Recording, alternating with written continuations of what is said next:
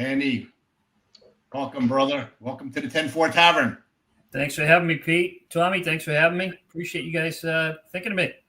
Oh, it's good to see you. How can I forget you, brother? It's, well, the sad part is the last time I saw Dan, I had hair.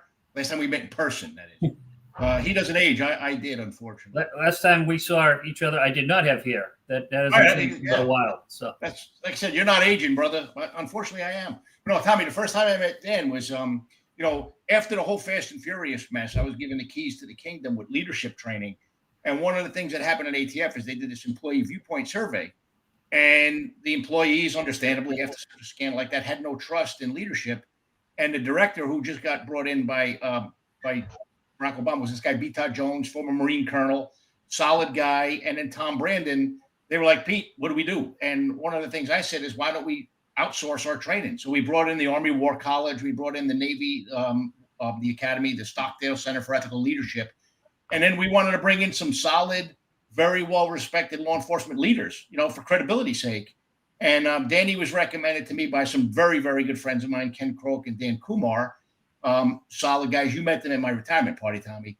And he came in, man, and gave a speech that really just was, it put everything in perspective about law enforcement leadership.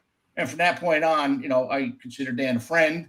And, we didn't stay in touch that often. Here and there we'd run into each other. I know Danny reached out to me after he read my book, which I was honored that he picked it up and read it. Yeah, it's great to have him here. The man's a legend. And, there's a lot of people that like to use the title leader. And as we know, not all of them truly lead. Dan is an actual leader. So welcome, Dan. And I can't wait to hear what you have to say tonight. I think a lot of people might learn a lot from you. I know I continue to learn from you every time I speak to you. Thanks, Pete. I appreciate it. So I've had the privilege of working for leaders and had the privilege of stealing their best parts and then having teams that work well and made me look like a superstar. So thank you. Sure. Look what I'm wearing in your honor, brother. I'm going to be invited to some Christmas parties from some of my Bronx homicide friends, but Boston strong, brother, in your honor. Awesome. Thank you. Yeah, that's a big deal, Pete. That's a big deal, man. Going Yankees and then throwing that aside and just going Red Sox. It's respect, man. It's respect. Let me tell you guys are both NYPD guys. I assume you're Yankee fans and Jets fans. But in any event, the Tuesday after we get hit, I always loved NYPD and Boston PD. We had lots of sports rivalries, but we had great friendships among our police department. An hour and a half after we got whacked, I'm getting tapped on the shoulder. It's Tony Montola from NYPD Intel, who's like, boss, we're up and running. What do you need? Right. I'm like, Tony, how'd you get here? Never mind. Right. But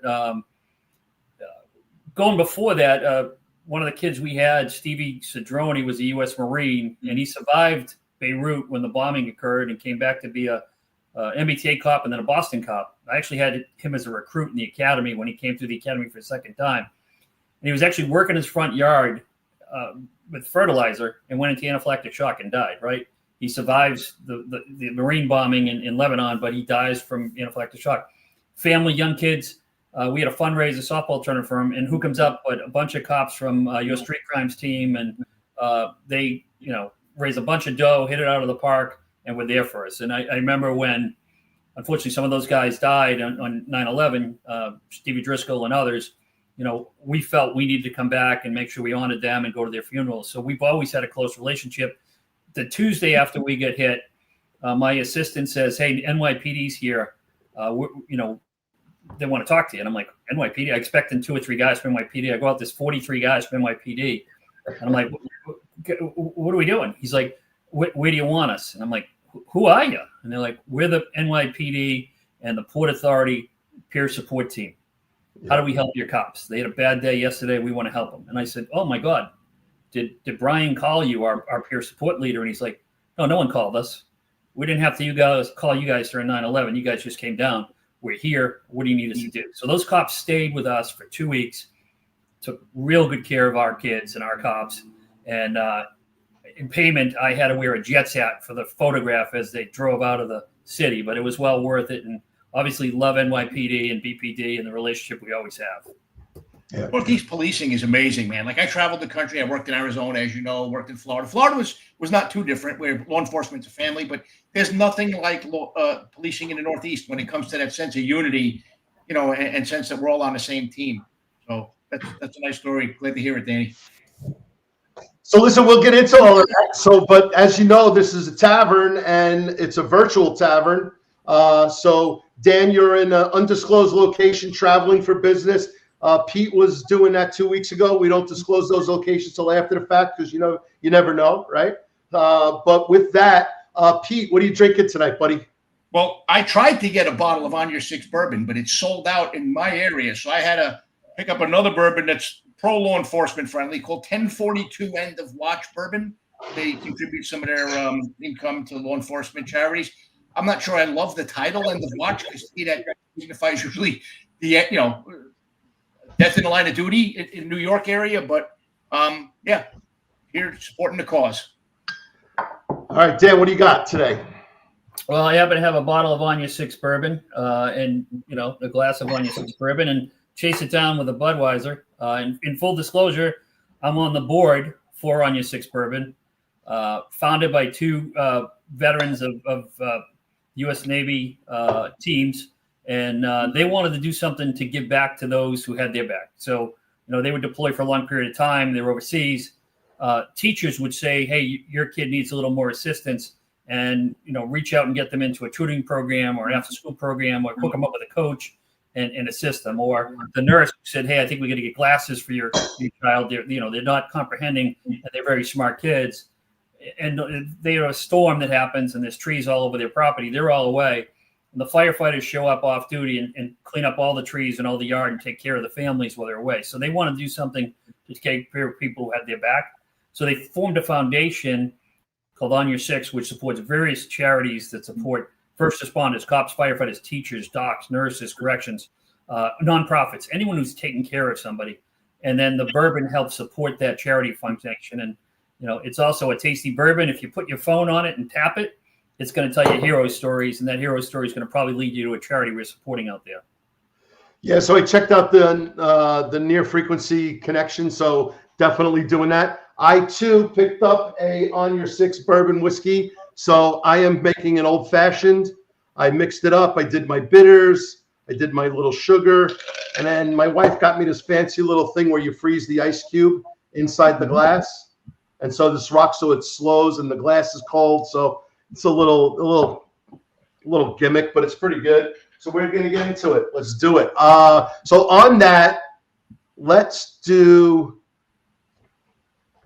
So I went on the Six website, Dan, and we're not celebrity driven. This is the thing that really struck me is because all of these celebrities have done their tequilas and their vodkas and whatever else they're doing.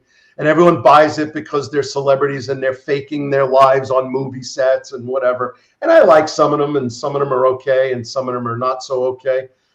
But the page that they dedicated On Your Six was we're not celebrity driven liquor brand. Instead, we're influenced by the hero down the street. So amen to that. You have a new fan. You have a new customer.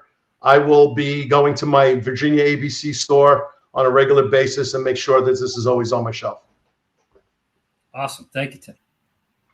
All right, let's get into it. So Dan, there's obviously a big caper that you were involved in. I'm sure there was many capers throughout your career, but the one big Boston bombing case and the hunt and the aftermath, and we'll get into that later. But let's talk about your career. Let's hear where'd you grow up and how'd you become a cop?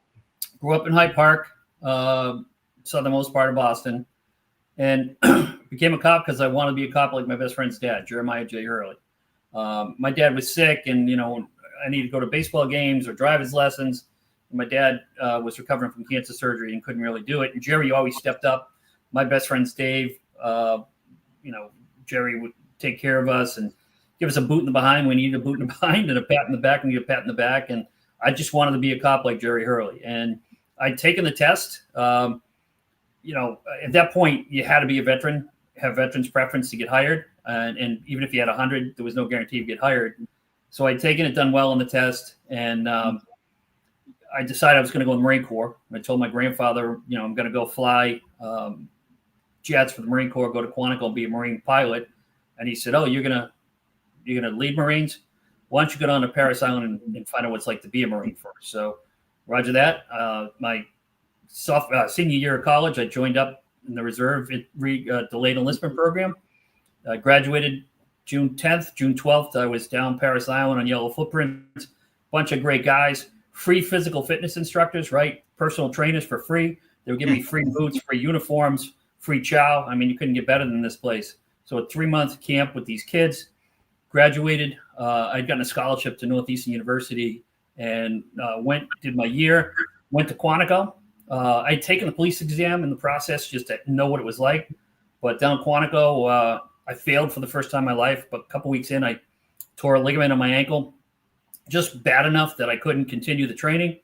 But that was the first time I had ever tried to do something and didn't accomplish it, right? So feeling a little bad, come home, and, I was going through the stuff, the medical, the psychological, knowing full well I was never getting called. And then I get a phone call on a Friday night, and there's no cell phones then, right? So my mother calls, I'm at Leachmere's with my buddy because she knows I'm going to up here and see him at work. I get an overhead page from Leachmere's to pick up the phone. And it's my mother calling from the house line saying the police called and I'm going to the academy on Monday. So I wound up graduating at the age of 20, youngest cop ever in the history. But you can't even take the test until you're 21 now. My brother Michael was in the academy class with me. I wound up being the Hogan Award winner at the top of the class. And, that's great to be able to talk trash to your brother, who, by the way, I love ATF so much, Pete. That I gave my brother to the ATF for about 15 years. Michael was a TFA sergeant detective running our teams with your teams up in Boston, making sure that we're working together. So he's ATF well. And why did I love ATF so much? As a young cop, October 28th, 1991, I responded to a call for a couple of cops down. And when I got there, there were 2 of our bomb techs that had been handling a device that went down, and it exploded. One had lost his eye. One was severely injured. And he was screaming that the secondary devices, lead me to the secondary devices. Well, the cops did what they always do, picked up the officer and took him to the hospital. And my wife was working at that hospital. So when I got to the ER and that ambulance pulled up, I was like, okay, Michelle and her team can do this. Like, they can save lives. They're amazing. And unfortunately, that officer, Jeremiah J. Hurley, the reason I became a cop, died in a bombing.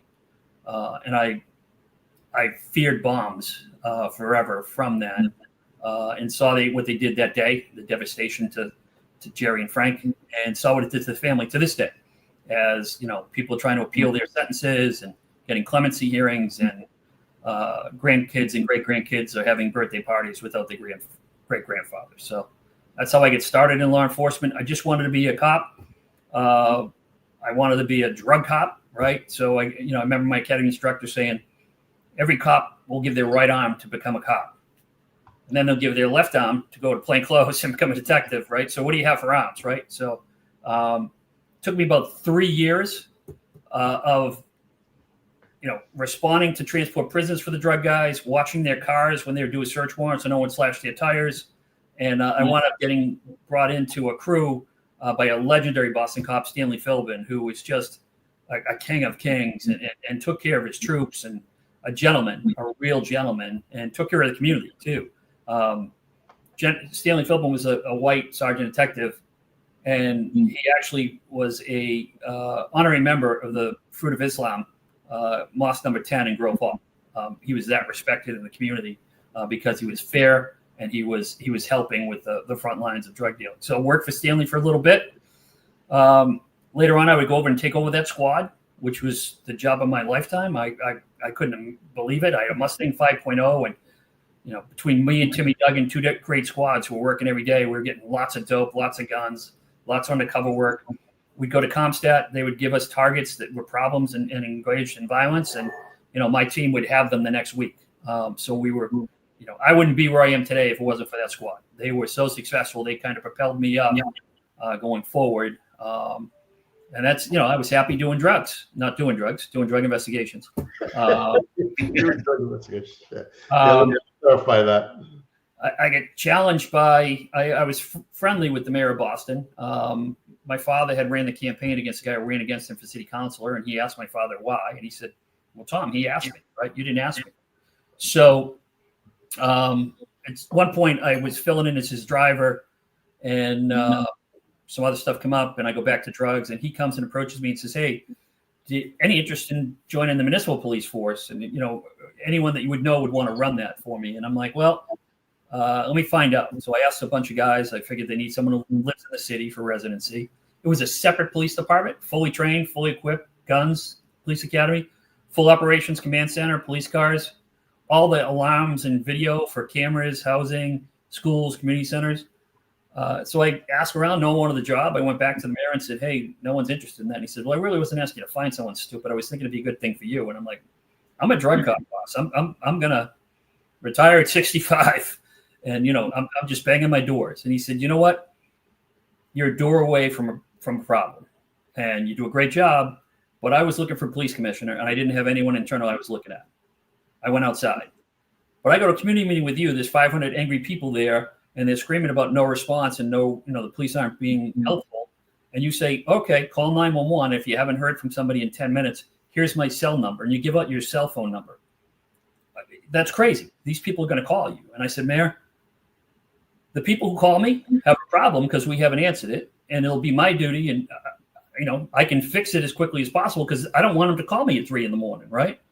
And then everyone else who then complains at the next community meeting and didn't call me, I can say, I'm sorry, did you call me? Well, I can't do it if you don't want to help and work with me. So he liked that. And he kind of put me in the position to run the munis. It was a great opportunity. I worked directly for the police commissioner as a lieutenant detective overseeing my own police department.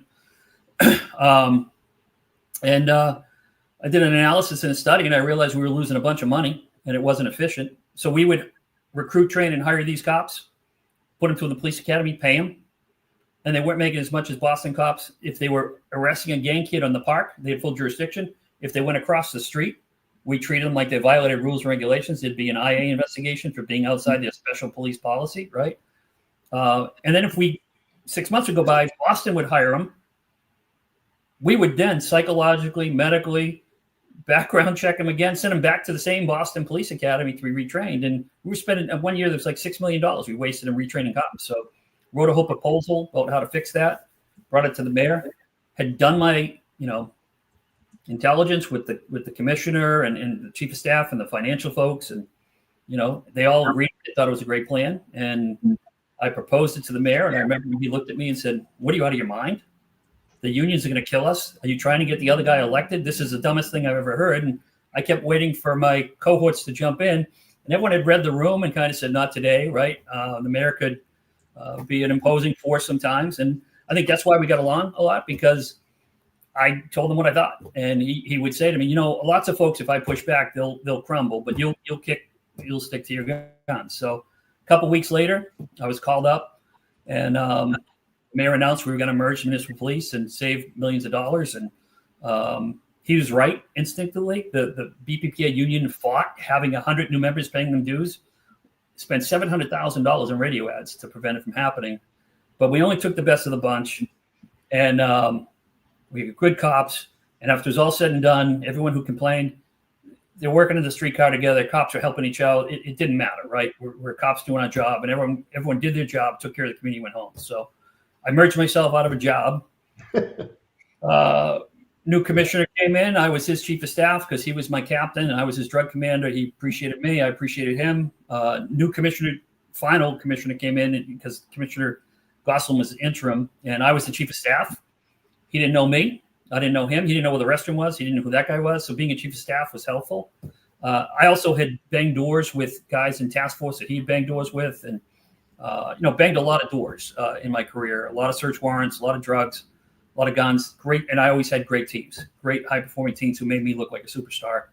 And the commissioner had some of those guys banging doors with him when he was the chief and lieutenant detective in Lowell, and we hit it off. And made me his chief of staff. 2 years later, I became the head of patrol, and then I got to take over as chief of police.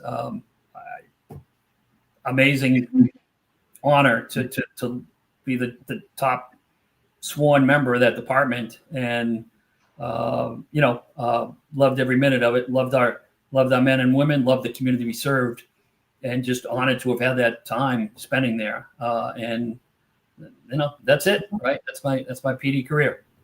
It's a little more than that. Just it. Let me ask you a question, Danny. Only because you watch TV, you watch movies, you hear certain things. Like NYPD has certain reputation, and so does the city. Boston, similar thing. Is the rivalry between the Boston PD and the Massachusetts State Police, or Boston PD and the Feds, as it's portrayed on TV, or is everybody play nice in the sandbox, or is it a little bit of a mix of both? Just curious. So by rivalry, do you mean if like the FBI agents are giving the information we bring to them and telling White and Bulger that these are our informants, and explaining how and when he should kill them? Yeah, so that was a problem, right? There were huge issues with that. But I'll tell you, on Marathon Day, there was no problem with FBI, BPD, or state police. And, couple of sacks, Ken Kaiser, Warren Banford realized there was a divide in the PD and the FBI, right? And for me, it was always about guys. I don't care about your agency, didn't care what your badge was. If you were going to back me up and go through a door, and you knew you cover your left and your right, and you owned your stuff, I'm good with you, right? It didn't matter what your badge said. I didn't care if it was a housing cop pulled off me or Northeastern cop. Hey, we're all in this together. But he put a lot of great agents, both of those gentlemen, a lot of great agents in task force with us. Car theft task force, gang task force, youth violence strike force, drug use. So I was banging doors with FBI agents in my squad, working together, right? So we respect each other, trust each other. I did a lot of task work with the state police. Now, state police, there's a homicide, the body's half on the beach, half on the sidewalk, right? Yeah. So, my homicide guys are trying to pull the body onto the sidewalk. Troopers are pulling the body onto the beach. I get out and I kick my guy's legs out. I'm trying to help the troopers get the body on the beach because I don't need another stat. Let the state police do a homicide. But when the FBI came into the command center, who's in charge of a terrorist attack in the United States of America? Sure, FBI, right? FBI. Yeah, well, my cops are bleeding on that street. Our kids were there when those bombs went off. Those were our neighbors who were murdered. I love my city, and I take what happened that day very seriously. The death of the two beautiful women and the young 8-year-old boy. So for the FBI, if they came in and said, okay, we got it, you're out, that wasn't going to happen, right? It wasn't going to happen with me, wasn't going to happen with my entire team. Like, we weren't going to step aside and not be part of it. But I remember when he came in, he's got a very fancy card with a very fancy title. And I want to say 2 words to him. So he knew how this was going to go, right? And I said, hey, in his name. And he said, hey, Danny, what do you got? What do you got and what do you need? So I respected and trusted him. He respected and trusted me. And it wasn't FBI, I'm in charge, get out of my command post. It was, Danny, what do you got? What do you need? Was this Rick? That wasn't business cards. You go to conferences and they say, you got to exchange business cards before the bad day, right? I don't know if any of you guys still have your desks from the government, but if I pulled your top drawers out, you get a bunch of business cards. You don't know who that person is. You don't know why you got their name. You're never going to call them, but you don't want to throw the card away just in case, right? It's about this. It's having a drink. It's having a coffee. It's how are you doing cold cases in New York? Hey, how are you guys doing knife and stuff in Arizona? Hey, what are you doing with discipline over there? How are you doing for training? What are you doing for leadership training? And having these conversations so that when the bomb goes off or the bad day goes off, you come in the conference room. I already know you and respect you. I know about your kids. You know about my kids. And it's like, hey, Danny, what do you got? What do you need? And that was it. Same state trooper, the number 2 guy come in, same thing. We banged doors together. We worked task force together. It was a Boston cop, a state trooper, and FBI agent ran down every tip and lead in the Boston Marathon. So FBI knew what was going on. Troopers knew what was going on. Boston knew what was going on. And that's why we were successful. So that rivalry, which did exist, waned away, and we didn't have it during that week. And NYPD, I've never seen a rivalry with NYPD except, breaking stones and having conversations and telling, Wow. I get a better story than yours, right? But other than that, I've seen NYPD in our corner, literally, and I know my guys have been in the corner for NYPD when needed. Yeah, back in the 90s, back in the 90s, we had this program called Trigger Lock, and they sent us up to the Kennedy School of Government to talk to some professor named Tony Braga about it. He wanted to study the whole Trigger Lock program. And we met up with some Boston PD guys. And man, I mean, they couldn't have treated us more like family. That's why I knew, we poke each other over sports and sports teams and whatnot. But like I said, man, Northeast policing is like a big family. And we were certainly among family when we were in Boston. Yeah, and Anthony Braga, so that's part of being a law enforcement leader, right? Ed Davis realized that if we only have cops talking about how we do policing in our community, we're probably missing something. So Tony Braga is an academic, but Anthony came in and helped us understand, better ways to, how do we make a successful homicide prosecution? So he looked at it and said, well, if you have 6 detectives as opposed to 2, and you have crime scene right there, and you have a criminalist, and you have this, and if the resources are there, you have better outcomes. So why don't we put the resources there? So he's a friend of mine, an amazing academic who's been helpful in helping law enforcement figure out how we do it better. Well, he actually, we got into he did a ride along with us, and we responded to a gun call, got into a foot chase, got into a huge struggle in a bodega in the Bronx on Watson Avenue. Turned out the guy wasn't armed, but the guy put up some fight. I wound up wearing like Twinkies and cupcakes. We tackled him into the cupcake rack, and Anthony Braga was in the fight just like the cops. So I was like, holy shit, this guy's a college professor, but he's not afraid to throw hands. He's a martial artist who can throw some hands for sure. Yeah, it was pretty cool. So, yeah. So talking about rivalries, I'll tell you about fistfights in my own detective squad, which is a whole nother story. And my guys are, if they're listening, just full on in the coffee room in the back. We'll get definitely more into the bombing in that day and then the aftermath, Dan, for sure. I want to bring up some pictures and kind of walk us through, and then kind of as you became the superintendent-in-chief, and then what you're doing after that, because you've gone into some other good things as well too. And this is this is your day for Pete and I to talk it through. So what's this all about? Yeah, so barricaded code 99 subject, armed, held a hostage. The guy in the back, Eddie Eager, great guy, Marine, who went on to become a colonel in the National Guard, was running our SWAT team. The guy behind him is Bobby. He's a guy I worked with in narcotics about 3 years after this picture is taken. There's a 20-year-old kid whose hat doesn't fit with the old leather jacket. And I think the week before, we just lost. So in the time of my career, some of my brother cops have been killed in the line of duty.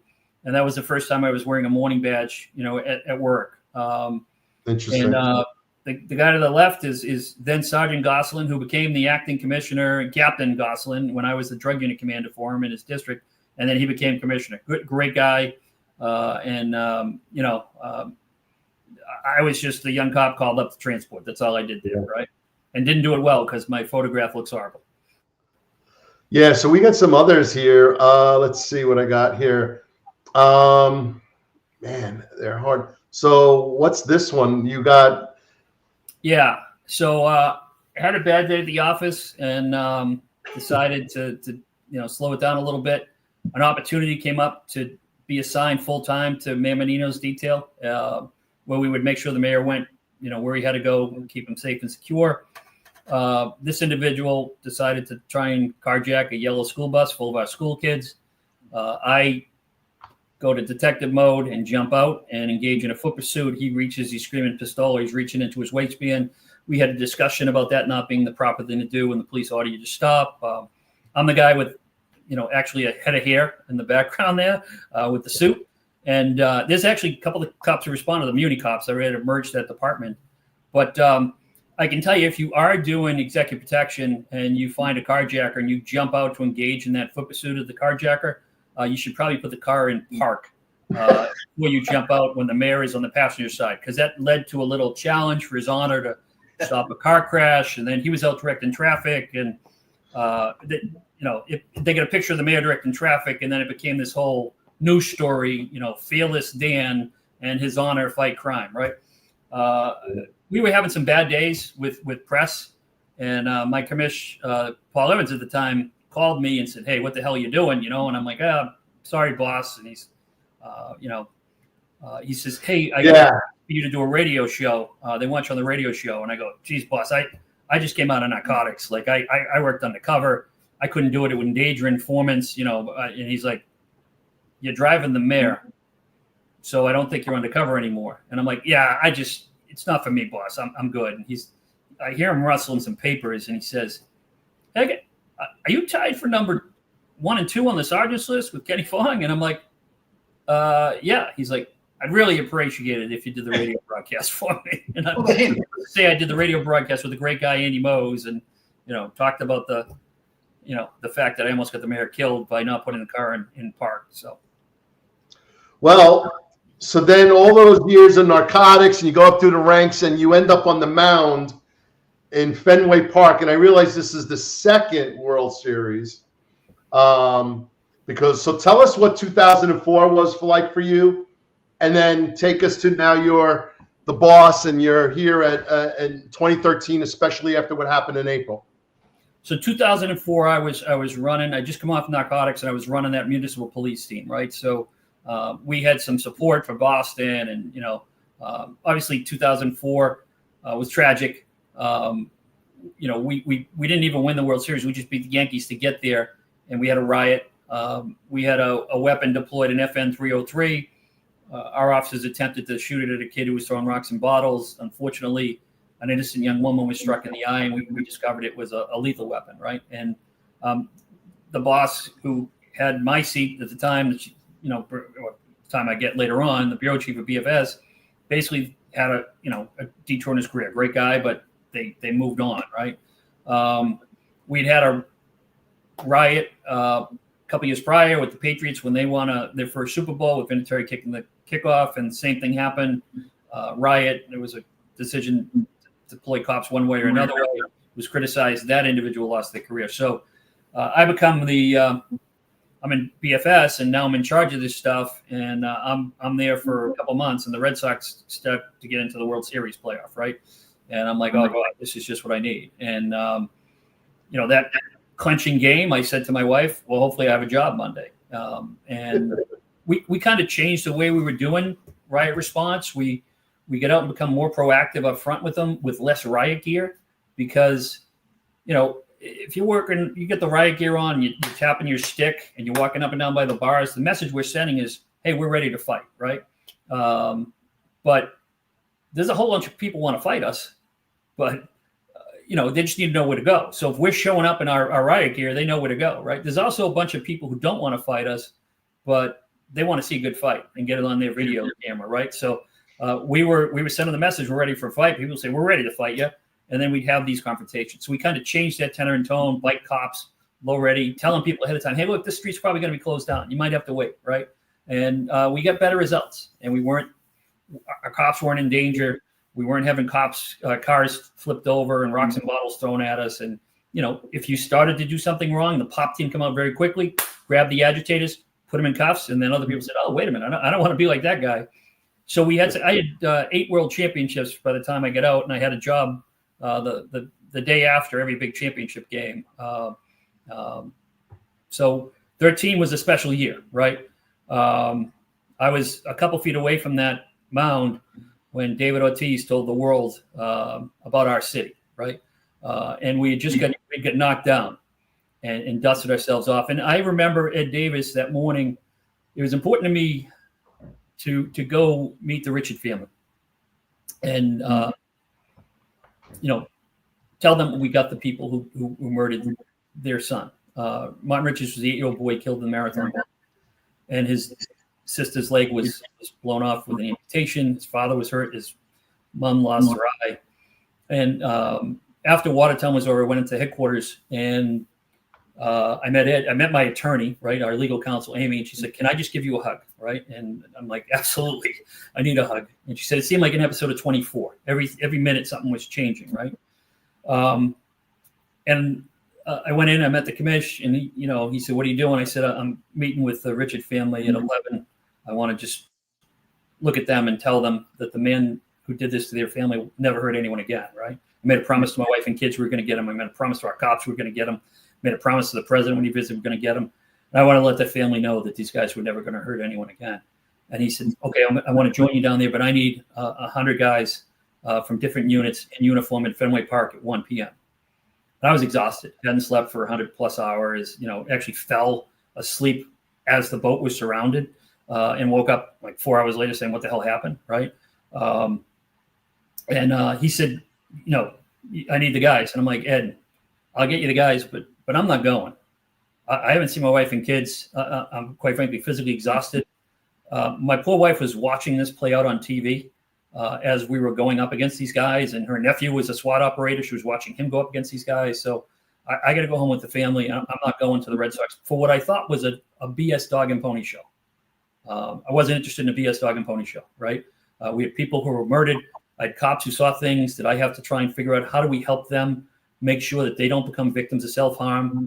And the commissioner said, okay, I get that, but I need you and 100 men at the Red Sox game. And I said, Ed, respectfully, I'm not going. I'm going to see the Richard family. I'm going home to my family. I'm not going. And he said, I get it. I understand you're upset, but I need you and 100 men. I need SWAT guys. I need guys who are there at the finish line. I need, get me 25. Like, we need this. And I'm like, I'm not doing a dog and pony show. Commissioner, respectfully, I'm not going. And he chiefed me. And he never chiefed me before, the son of a bitch. He said, Chief, I will see you at 1:00 at the Red Sox game with 100 men. And I went, Roger that, sir. And I was pissed. And I called my wife and said, listen, I got to go to this BS thing at Fenway Park. And you know what? I guess the kids can watch a baseball game. So bring me some jeans and a polo shirt and a sweatshirt. Get the kids down here. We'll do this thing they want to do. And then I'm going to sit in the game and have a beer and hug you and the kids and we'll at least enjoy a baseball game. But this is total BS. So my wife came down with the kids. We went in the locker room, which is great, but still to me, I'm like, I don't want to be here. Like, I don't need to see this. And we walked out the tunnel and there was a sign, Boston Strong, on the wall, the Be Strong symbol, right? And I'm like, I said to my cops, what's that? And they're like, Chief, it's Boston Strong. It's Boston Strong. I'm like, what the hell is Boston Strong? He's like, no, it's the whole community coming together. We've been selling T-shirts, raising money. Dude, it's great. It's everyone's supporting us across the country for Boston Strong. I was in the case. I never even knew it. I wasn't reading newspapers. I wasn't watching the news. I didn't know it. And then I saw that they had a tribute to the victims out there. And they had victims come out to throw in the first pitch. And they had the it wasn't just cops in uniform that were the, ponies.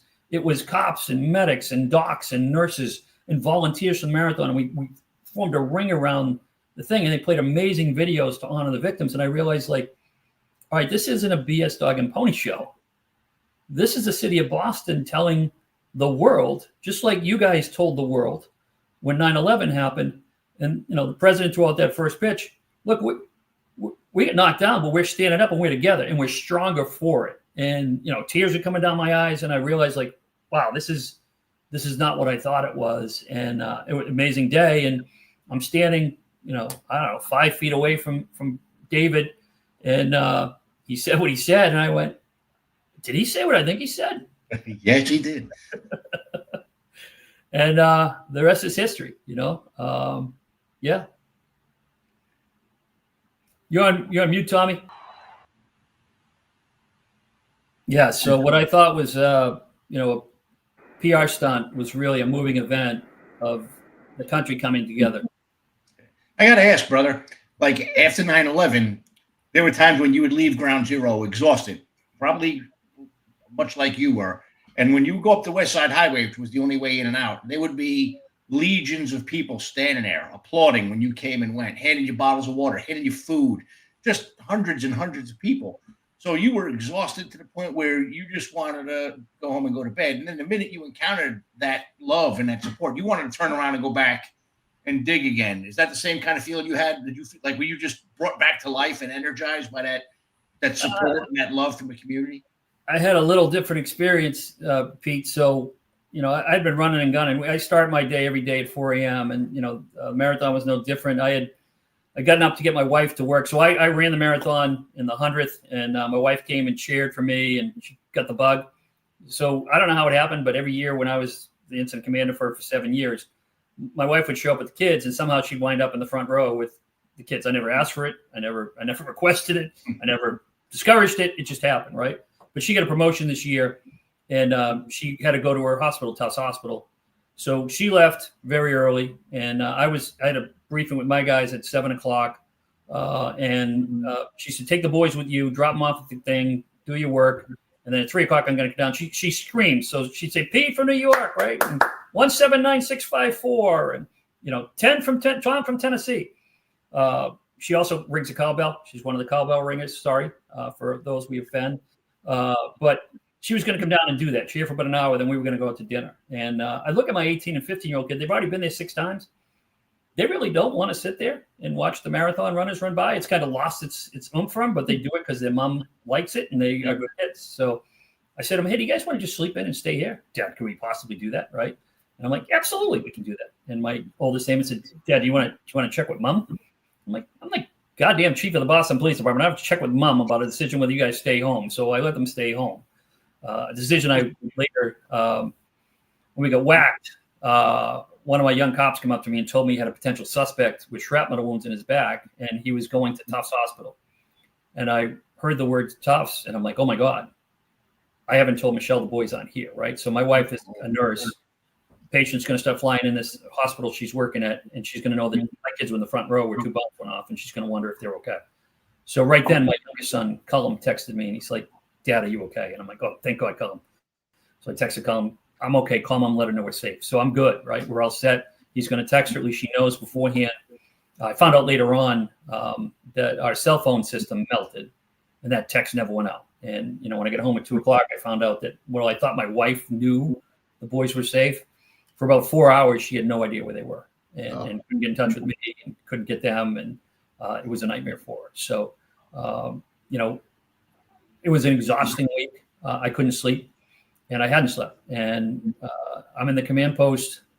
I went to sleep Thursday night. The president came, which takes no resources for Boston Police at all, right? The president visits. He's going to 5 locations, so it's just a couple things.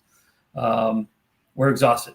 My bomb squad guys are exhausted. Our EOD techs, our dogs were hitting on things, but they were compromised because they were out there covered with gunpowder, right? People are texting me, and this is a thing I share with Rich. Hey, Danny, thoughts and prayers. Hey, take care of yourself. Get some sleep. Watch. Maybe get a run in. Get your stress down. One of my buddies from the FBI Academy, Tommy Miner, he's a colonel in the Air Force Security Forces. He texted me, "Hey, Danny, thoughts and prayers. Anything I do, you let me know." Well, Tommy, Joy, Pete, don't say that stuff unless you mean it, right? Because I'm going to call you on it. So, president's coming to town. I'm spent. My guys are spent, and I texted him, "Hey, Tommy, is there any chance?" You can send me some canines and canine handles. I got 5 locations to cover for the president. And our dogs are, we're doing 150 callouts of suspicious packages, which are mostly backpacks with, homeless guys' dirty underwear that we're blowing up with water cannons. My cops and dogs are just crushed. And, he's not a Marine because he texted back the following. Dan, it's a violation of posse comitatus for the Air Force to support local law enforcement, right? Now, I'm a jarhead. I'm a reservist jarhead. I did about a year active duty, but I never left the States. I went wherever they told me to go, but I wound up staying in South Carolina and just supporting vaccines. But I was never, the only combat I saw was a guy dropped a gun in the E-Club and an accidental round went off, right? I saw more combat in the streets of Boston. But I'm a jarhead. If one of my buddies said, hey, I need canines and dog handlers, I'd have broken into a dog pound and showed up with 50 beagles if I had to, but I've been there, right? Because I show up, right? And then Tommy replied with his second text. However, there'll be 50 dogs and 50 handlers leaving 5 air bases who will be in Boston tomorrow morning to support the protective mission of the Commander-in-Chief of the United States military. Semper Fi, brother, you go get these MFs for us, right? So when I talk and train that with cops, Tommy Miner had a procedure, right? Posse comitatus, we all have procedures. Procedures are great, but in a crisis, you need a solution. And he gave me a solution. Those dogs and handlers showed up and took a turnover team. But in any event, we get the president out, and I hadn't slept. We had surveillance going at MIT, and some subjects there were rolling in and out. I sent one of my good friends there, my best detectives, to do it. And I had a premonition that he might have got blown up at MIT. And I said to my wife, I'm afraid I sent Paul to MIT to get hurt. And she said, that's it. You haven't slept since Monday. You're going upstairs. You're going to bed. You're talking ragtime. And I, of course, I'll go up to bed when I want to go up to bed because I'm a stubborn idiot. And I'm going to do 5 more emails and 2 more phone calls. Now 6 minutes have passed by. Now I'm going up to bed because it's my turn, not because you told me. I slept for about a half hour. And then I got the call for poor Sean Collier, who had been murdered over at MIT. We didn't know it was an MIT cop at the time. I just knew that I knew I had cops, FBI agents, Boston police officers, and state troopers on surveillance at MIT looking at a couple subjects to rule them in or rule them out. And I knew that a cop had shot, and it was bad. And then I couldn't get Paul Murphy on his radio, couldn't get him on his phone. Finally get him and find out that, the guys we were looking at had nothing to do with this, but I was convinced MIT had something to do with it. We get in the whole Watertown situation. We lock down the area. We get some information, intel that he might be in New Bedford, Massachusetts. So we're trying to get resources down there. And I remember the general saying to Ed Davis and I, like, we're trying to figure out how to do it quick. And it's like, well, you guys want a Blackhawk? General, has anyone ever said no to the question, do you want a Blackhawk? Right. So we landed 3 Blackhawks and put teams and equipment down there. And Mass State Police photographer took a picture of me, and I think he faked on me because I see the picture. And then about 5 minutes later, my boss comes over and Ed says, hey, Danny, I think you're exhausted. I think you need to step down. I got to relieve your duty. And I never came off the field, right? I failed that one time when I tore my ligament in Marine Corps officer school. And this was anything else I tried for, I got. But this was the first time I was going to be leaving the field, which was fine because I just sent, a SWAT team down to New Bedford with HRT and the state police team. And my nephew was on that SWAT team. So I knew I could get some good intel, some information from that. My nephew also was a neighbor of the Richard family and actually was involved in coaching Martin's as when he was a young baseball player. So, if anyone kicked that door in New Bedford, I wanted Jamie to be there. So I was relieved of duty and I came down the stairs. I literally fell down the stairs. And our firefighters, and I'll give firefighters a hard time. I know, there's not enough cats in the trees that need to be saved, right? But I give him a hard time all the time. But Eddie Kelly, who's the president of our union back then, our firefighters union, it's a buddy of mine. He says, Dina, are you okay? And I go, no, Eddie, I'm going to leave the duty. And he looks at me and he's like, you're not driving, are you? And I go, no, you are. I threw him the keys. And Eddie Kelly, who's now the president of the IAF International, right? Canada, Mexico, the U.S. I think he's got 130,000 firefighters under him. Eddie Kelly got to live every firefighter's dream and put the blue lights on a police car and drive me. Cheers to that. So he poured me in the seat with Michelle. We listened to Jamie and his team. They hit the house. Turned out it was his roommates. Thankfully, they lied to the FBI. We were able to get evidence that they had, hidden the crime. They were all charged. I was devastated that we have every resource. I have New York cops. I have Chicago cops. I have cops from all over the city of Boston. I have ATF, DA, everybody, right? And this 19-year-old punk is beating me. And we had relieved the hold order, and all the cops had headed home. And, there was still a couple cops hanging around, including a Watertown lieutenant, one of my superintendents, and 2 of my lieutenants. And they had like 30 more houses. They wanted to do it all, right? Hey, we went this far. We searched 500 houses. Why? We're going to search them all, right? And a call came in. The owner of the boat came out, saw that his boat covering was mixed, and he looked in the boat, saw a guy bleeding there. And he goes back to himself and says, hey, that See Something, Say Something campaign, if there's a guy bleeding in your boat, they were looking for a terrorist after a shootout all morning, I should probably call and say something. So he does. The lieutenant from Watertown hears it. He tells the BPD guys, the 4 of them go open a car. One of my lieutenants pops his head in, sees him. And, at the time, Superintendent Billy Evans called for 1 tactical team and said, everyone else hold your position. Well, where are you? We're a paramilitary organization, Boston Police Department. We give orders, and sometimes they're not followed because the posse had been chasing these guys for a couple of days, right? They just murdered a cop with Sean Collier. They would later, we didn't know it at the time, but the injuries to Dennis Simmons were from them that would later take his life too. And everyone responded in 360 around the boat, and they shot it up. My superintendent, Billy Evans, called me and said, boss, they're shooting. I don't know if it's a homeless guy in the boat or if it's our guy in the boat, but, it was crazy. So I get in the radio and ask for a Tango Sierra unit. Do you guys know what a Tango Sierra unit is? No, I don't. Good. I don't want you to know. I only wanted the Tango Sierra units to know. That's a tactical sniper in Boston Police, right? And I wanted one of my tactical snipers who could protect the superintendent while he was going to negotiate or flashbang, whatever he's going to do. But you're not a tactical sniper for us unless we trust you to take that shot accurately and end that threat, right? More importantly, you're not a tactical sniper for us unless we trust you not to take that shot if you have to. So I asked if there's a Tango Sierra unit at the scene. Leo Manning answers up, Tango Sierra 367, I think is his call sign. I'm on the second deck. I have the Super 6. I got this. And I said, okay, everyone else relieve yourself on the scene. If you're not tactical, get out of there. And HRT flew up.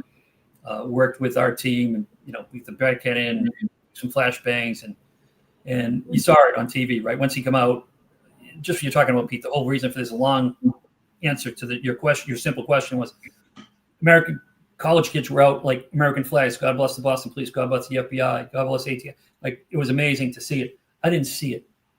I was so exhausted that when I was watching on TV after I gave that last command for tactical to take the scene and Leo to protect them, I fell asleep on my couch, and I woke up about 4 a.m. I'm screaming at my wife, what are you doing? And she's like, what are you talking about? I go, it's the biggest case of my entire life. You can't have me go to sleep in the middle. She's like, you're an idiot. You weren't asleep, Dan. You unconscious. You had nothing else to give. I put cold compresses on you. Emma put cold compresses on you. I give you a finger stick because I wasn't sure what your blood sugar was. You haven't eaten. You hadn't taken your medicine. Like, you had nothing else to give. You haven't slept since Monday. Right. And I'm like, we got him. You got him. Cops are okay. Cops are okay. One guy got hit by he didn't get shot when the boat shooting happened. He got hit by a flying rock and received 14 stitches in his back of his gluteus maximus. I think if he'd been shot, it would have been like a 36-page shooting report, but it was a 1-page injured on flying rock report. So we got him. You got him. So with that, about 4:30 in the morning, I went over and I put out a tweet, Semper Fidelis. We got him from Martin. And then I went and put my new uniform, put clean uniform on, went down to that scene and just thanked every cop, every agent, every deputy, every National Guardsman. I said 2 words to everyone and walked the entire crime scene, because we had several now in Watertown. And I said, thank you to every one of those cops. And that's when, that's the morning that I met with the Richard family and told them that no matter what hurt your family will hurt no one ever again. And I hugged and I cried with them for about an hour. Very transformative moment. And left, did the Red Sox thing. Had to leave the Red Sox early because we had pre-planned that night a fundraising event for one of my cops who had seen things he was having a hard time processing, who a couple months before had put his firearm, took his own life in front of his wife and children. And we were having a fundraiser that night to try and help them pay off the mortgage. And it was important for me to get out to that fundraiser and be the face of the department and unite that team around that family, right? Because, we got the terrorists, right? That's great. We're not going to Disney World. We get cops who saw things they should never have seen, who are going to see them for the rest of their life. And we got to make sure we're helping them, and getting them support, and telling them it's okay not to be okay. And yeah. Danny, I want to ask you 2 things, brother. First, I want to touch on leadership, your philosophy on leadership, some of the things that you do to pass your knowledge on to others. One of the things that we talk about here very frequently, I'm a 9/11 survivor, lost my right lung to lung cancer from being on the pile. I was a rookie agent on 9/11, just left the NYPD a few months earlier, watched 3 very good friends walk into the plaza under the South Tower right before the building collapsed, John Coughlin, Vinnie Dans, and Walter Weaver.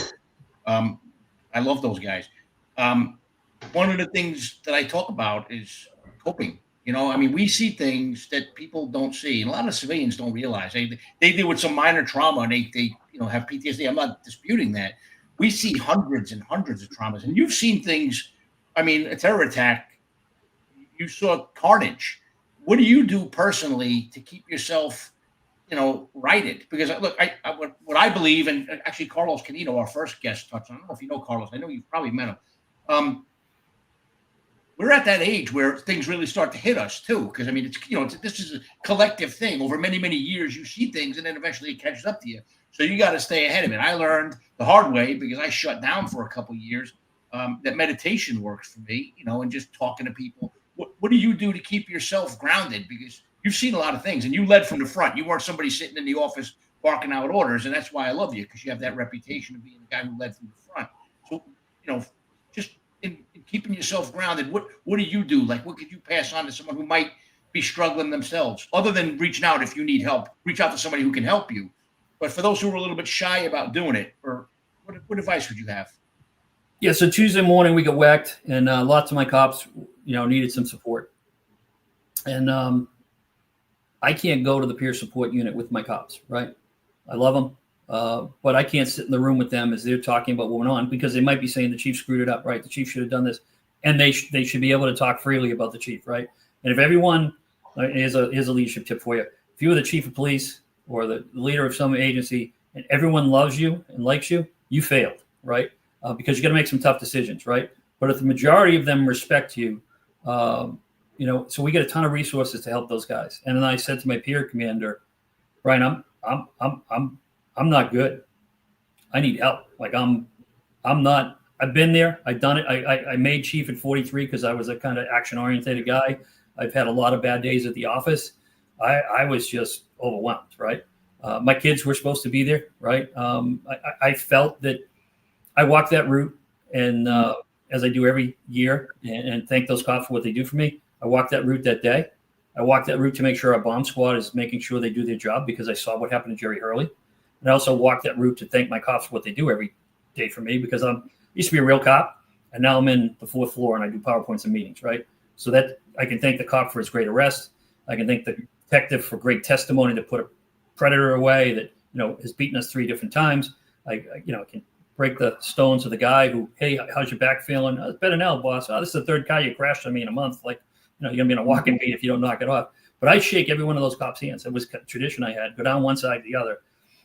One of the kids who, and actually I didn't remember his name. They're getting younger. I'm getting older. Okay. And we have a conversation, and lo and behold, he's buying a house 5 houses up from me. And so I stop and talk about the neighborhood and talk about schools for his kids. Jimmy the cleaner for your dry cleaning, because Jimmy the cleaner, he knows how to clean clothes, right? His name's Jimmy the cleaner. BS for 20 minutes, but I was not looking for bombs and not looking for problems, right? And when I got back there, that's where that officer was injured.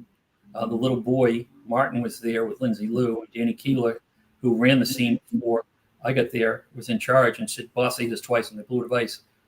Second as people were running away, they blew a second device. And I'm looking at this young kid, and I the devastation was overwhelming, but I was fearful I missed that bag, Pete, right? And that failure and that destruction was because I failed them, right? So that was on my soul until the video comes out and I see that it was there for 6 minutes. But I was wearing that, and that's why I was so emotional. And Brian brought in another psychiatrist who works with our guys, also works with folks in the special operations world. And he said, I'm like, look, I was frozen. I froze there for a minute. And then it was a Massachusetts state trooper who got my jacket and said, Chief, I need you in the middle of the street, Chief. And, it was, I was like, get them off of me. And he's like, Danny, I'm like, Mark, I know what you just give me 1 second, Mark.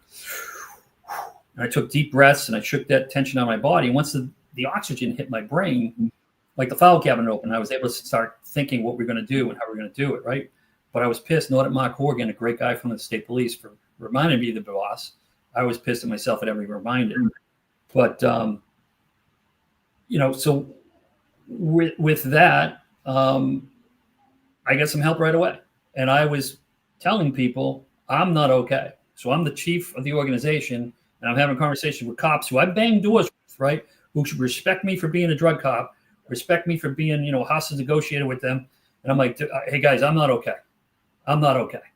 And I need help. So I need you guys to get help. And I need you guys to make sure other guys are getting help. And I had some very guys looked up to some of these guys, and they were, like, no. And then once they got some help, they were the hardest advocates and saying, listen, I went down there and I got help, and it helped me. Some of my cops were covered in blood. They were at the finish line, and their kids were running that race, and they had no idea where they were. And yet they're running and helping other people's families and not knowing whether or not their kids are safe, right? And there's a self-preservation part of us. So that was hurtful for a lot of my cops. And some of those cops stood up and said, listen, there's nothing wrong with going down and talking about somebody. That this is not normal. So owning it was helpful to me. I then had some invasive thoughts, and I got introduced to Dr. Roger Solomon, and they helped me with EMDR and did some reprogramming of it, and helped me kind of put those thoughts away. I know somebody's saying, if you're actively seeking, don't let the department know. That's a shame if that's the case. We had a pretty good program at Boston where we were, that was separate. I had a great unit commander. But if that is the case, Anthony, then yeah, don't let your department know. But there's plenty of resources out there. There's Home Base, an organization that one of my peer support team leaders found, where cops, firefighters, medics, docs, military can go talk to other people, and your department doesn't have to be involved in it. They can get you help and assistance. But the main thing is don't let your family, and then you got to get your routine back. And I would encourage everyone to read or see Kevin Gilmartin's Emotional Survival for Police Officers, right? Because cops ride around with cops. We ride around waiting for people to hurt cops. We think like cops. We bowl with cops. We drink with cops. We play softball with cops. We socialize with cops. Where cops are our godsons and goddaughters, right? And we don't have any outside stuff. So I think Kevin tells you, you got to have a spirituality, right? Whatever your belief in higher power is, you should have it. And support that and respect it, right? And, the amazing things that happen every day, someone's making it happen, right? You got to do things, walk, collect, things. Collecting bourbon probably isn't the healthiest thing you can do, and sometimes that can be a problem. But what else interests you? Sports, your kids. I was talking to a cop today, and he does he works Monday through Friday, does overtime a bunch of those days. Then he tries to get like a 16-hour day in on the weekend where he can do extra duty to put money in a bank account. Well, his kids are off school for the summer. What are we doing that for? You're never going to get that 16 hours back with those kids, right? So, but that's the routine we're in. So owning it up. And then this is cathartic, like sharing this stuff. I do a lot of training around the country. And I share with folks that, the fact that I froze. I wasn't in charge that moment there. I was frozen and I was failing, and it was Marky Horgan kind of reminded me to be a boss, taking those deep breaths to get me back into operational, right? So I think owning it and then just doing things to keep you happy. Meatball is a great way to lose some stress. You can't sit in the back of your deck and watch the waves and not have a little meatball dog on your lap and feel bad about the day, right? Yeah. What's funny is, here I kid, but my wife too, right? My wife is a champion who knows sometimes when I'm having a bad day and knows how to treat it, and then is always there to support me and help me and point out the fact that we have a great life, great kids, and it's going to be a great day tomorrow. Well, here I ask you a question about dealing with PTSD, stress, trauma, and you leader. So I'm going to tell you. I know a lot of leaders that would never have the balls to ask for help, and especially to let people under their chain of command know that they would ask for help. And that's a huge step, because once people realize they're not going to be judged for doing it, they'll do it. It was weird. Like after Parkland, our peer support people came down for ATF. And the funny thing was the SRT did not fall under me, but they sat in our office space. And, they heard the peer support people were coming down. And it was funny. Headquarters like, you can't order anybody to go talk to peer support. I said, I can't order them to talk to them. But I'm sure as hell going to order them to come and listen to what peer support has to say. Maybe they'll figure out some things they can do to help themselves. So the SRT team leader came to me and said, hey, would you mind if we sat in? And these guys, the SRT types, brother, they're doing pull-ups. They're very competitive. They're, tough guys. After listening to the peer support people say things, they started opening up the fastest. And look, I spoke too, but I think you having the courage to speak shows, first off, what kind of leader you are. But I guarantee you that broke the seal for some people who weren't going to say anything or ask for help to go out and ask for help. So, man, again, you just proved yourself to be just a natural leader, brother, which is why I respect you so much. And I really want to hear a lot more about your leadership philosophy, not necessarily related to the trauma, but just, again, guys, I deeply respect you as a leader. So I figured we could all learn something from you, Well, so go ahead, Tom. No, I was just going to say, so Anthony DiMaggio, when he talked about the job, I know there was a time in the NYPD you could not go to them and say you're struggling. Maybe it's better now. I'll leave it to the Finest Unfiltered team to talk and get deep into that. They're more connected than Pete and I are.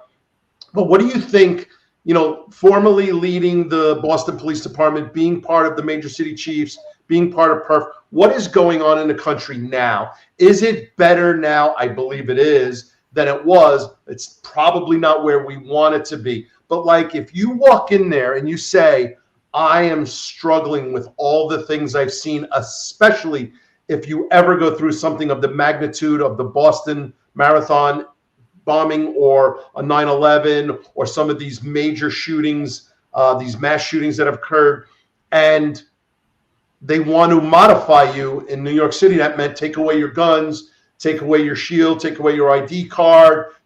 Like if you had private firearms, they take them all. And it's like this stigma of like, oh, he's gone crazy or she's gone crazy.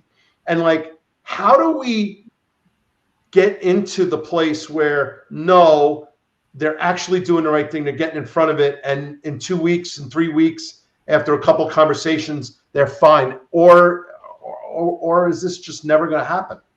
ATF did not take your guns, Tommy. And I'd love to hear what Boston says. If you needed help, unless you said, hey, man, I'm going to smoke myself, or you exhibited behavior that you posed a threat to, ATF welcomed.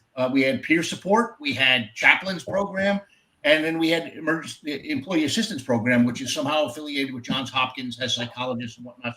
So I know not every department is still in the Stone Ages. And federally, like I said, I know we took care of our people. Even if you got involved in a shooting, if we had to take your firearm at the scene of a shooting because it had to be used, tested forensically or whatever, you were handed another firearm because we didn't want you to feel like that you were somehow now all of a sudden stigmatized or a pariah. We need your gun. We're going to share it with whoever the local municipality. Yeah, but here's a loaner. Yeah. And as the special agent in charge, I was in charge of Miami Fielders. That was my job, to hand the gun to the locals who were investigating the shooting and to assign that agent another firearm because we didn't want to feel like, hey, we're automatically assigning blame or guilt to you because you were involved in a shooting. So I'm not sure how Boston would handle something like that, and maybe. So it's changed. So we have the rubber gun squad, right? There were guys who committed suicide or had issues or challenges, and they would take their guns away, and they would be referred to affectionately as a rubber gun squad, and they would originally sent up to dispatch. We called that too in NYPD, by the way. Some were great dispatchers, right? Did a better job helping cops out on calling in backup and hearing that tenor and tone, realizing, wait a minute, Danny's there's something not right there. Hey, 102, swing by that 421, see what he's got there, right? So they were a rubber gun squad. There was some, hard feelings with that. We definitely got better. It got to the point where, I had a relationship with our peer support commander, who had been through the program, been fired, and then recovered, was a recovering alcoholic. And we worked together for a number of years. And I kind of challenged him to take over peer support. He did. And we had a respect for each other. So he would call me and say, hey, I'm going to call a commander in this district and tell him that I need something. I need you to authorize it. He didn't tell me who. He didn't tell me what. I didn't want to know, because sometimes if I know, right, if I'm aware of there's a police report of a cop did something crazy, like he's running naked through the woods of this place or that place, and he's got his gun belt on, well, we probably have to do something, right? And there's an obligation to do something. But if he's come and got help, and the professionals, right? So the peer support team lead would bring in psychiatrists, psychologists, counselors to work with this individual for whatever the challenge was. I would call the commander and say, you're going to get a request from the peer support team. I support it. I don't want to know who it is. I don't know what it is. I support it. And I trusted them enough to not abuse it, right? If it was somebody who was doing the wrong thing, they weren't about it. They were pretty good at knowing, that this is somebody really in crisis, and we could get them off the bases, right? Get them to, talk to people, maybe in some cases take medicine that they needed to balance off the imbalances of chemicals in their brains, and get them back to work. And no one knew what happened. There was no order they could put out, putting you on admin duty or anything like that. You were back to work. No one knew if you're on vacation. No one knew if you're on bereavement leave, but you're back to work. You're now supported, and you didn't lose any income. You didn't lose any face. And we had a lot of successes with that. We also had an investment in, and I think it's better, Tom, to all of it, right? People are focusing. This is something we talk about now. We never talked about it, right? I remember being a young cop, and there'd be a dead cop with a suicide, and some supervisor would show up with a gun cleaning kit, and we would tell the family how unfortunate it was that the officer died while cleaning his gun, right? Because we didn't want that stigma attached to it. We actually have a wall now. I'm on the Boston Police Foundation, and we have a wall of support with the badges of our officers who committed suicide next to our wall of honor, right? Because we want to honor those families because they lost significantly, and we want to let those officers know that we're not going to forget you. You didn't die in the line of duty; you died from the line of duty, right? So I think we've gotten a lot better. And at one point, our peer support team developed an app where if you were in crisis, you started texting some answers to questions. They didn't know who you were, but whoever was on call would get the notice, and they would start saying, hey, I just want to let you know, the app tells me that you're in crisis, that you're in trouble. Can I ask you, what's going on right now? Where are you? I'm at the beach. I got a 9mm bottle of Jack Daniels between my legs, and I'm gonna probably not be talking to you too long from now. And they were able to diffuse, I think it was 5 people. I don't know their names to this date. Don't want to know their names. Get them help and assistance. Never ruin their reputation in the department. And those people came back to work. So I think we are getting better for sure. Good. And then you wrote in major cities. Do you think other police departments are following suit? Yeah, I think so. We were kind of looked as the big brother in that, and we had other, my team built up other CISM units and peer support teams, and I think they took their direction from someone they trusted. Sorry, Tommy. Okay, so guys, if we kind of like we were doing Dan's career, and then we weaved into back to Boston, then we got to Big Papi and his F-bomb, which was kind of funny because I didn't think that would be a big deal, but they made a big deal about that. But that's pretty good.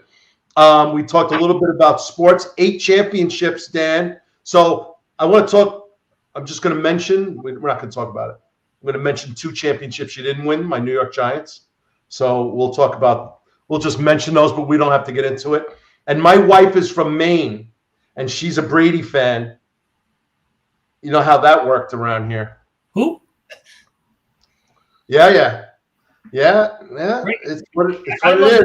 Punch too. It was a great show, but I don't know what it has to do with sports. Yeah, exactly. So, 8 championships for you. That's a good run for your career. Bruins took a long time. You finally got that one back. That's a good one. I'm a hockey fan. I'm an Islander guy. I went through the 4 Stanley Cups. But if it's okay with you, can we go? Let's go through the bombing. Let's go through the manhunt and Watertown after that. We're going to weave in the leadership stuff again, I'm sure, and then your career, and then where you are now, because you've had some, you're a Fox contributor now. You've gone all over the world. You've done falconry, so we'll bring some of that up. So if that's okay with you, does that work for you, Pete? Yeah, no, definitely. Interesting stuff. All right. So, so where were you? Like, walk us through that day. Specifically, where was Dan Linskey and what was going on? And I know I saw some videos and that, like I told you, we talked probably about, I want to say it was about 9 or 10 years ago about this incident at a perf event. So yeah, let's go through it. What is this? What's the street for our listeners? Boylston, Patriot Day, kind of just, bring it in. Yeah, so the VIP viewing stands are on the left with the blue trim on the bike rack. First bomb has gone off. It's smoke dissipating right where those officers are there. There's a famous Sports Illustrated picture that came out of that. And the second bomb has just gone off down the street. So Christy Campbell was killed in the first bomb, and Lindsay Liu and Martin Richards were killed in the second bombing down by the Florian Forum restaurant. So I had walked that route prior, as I said, with our bomb squad and our UD teams, and thanked the cops for what they did.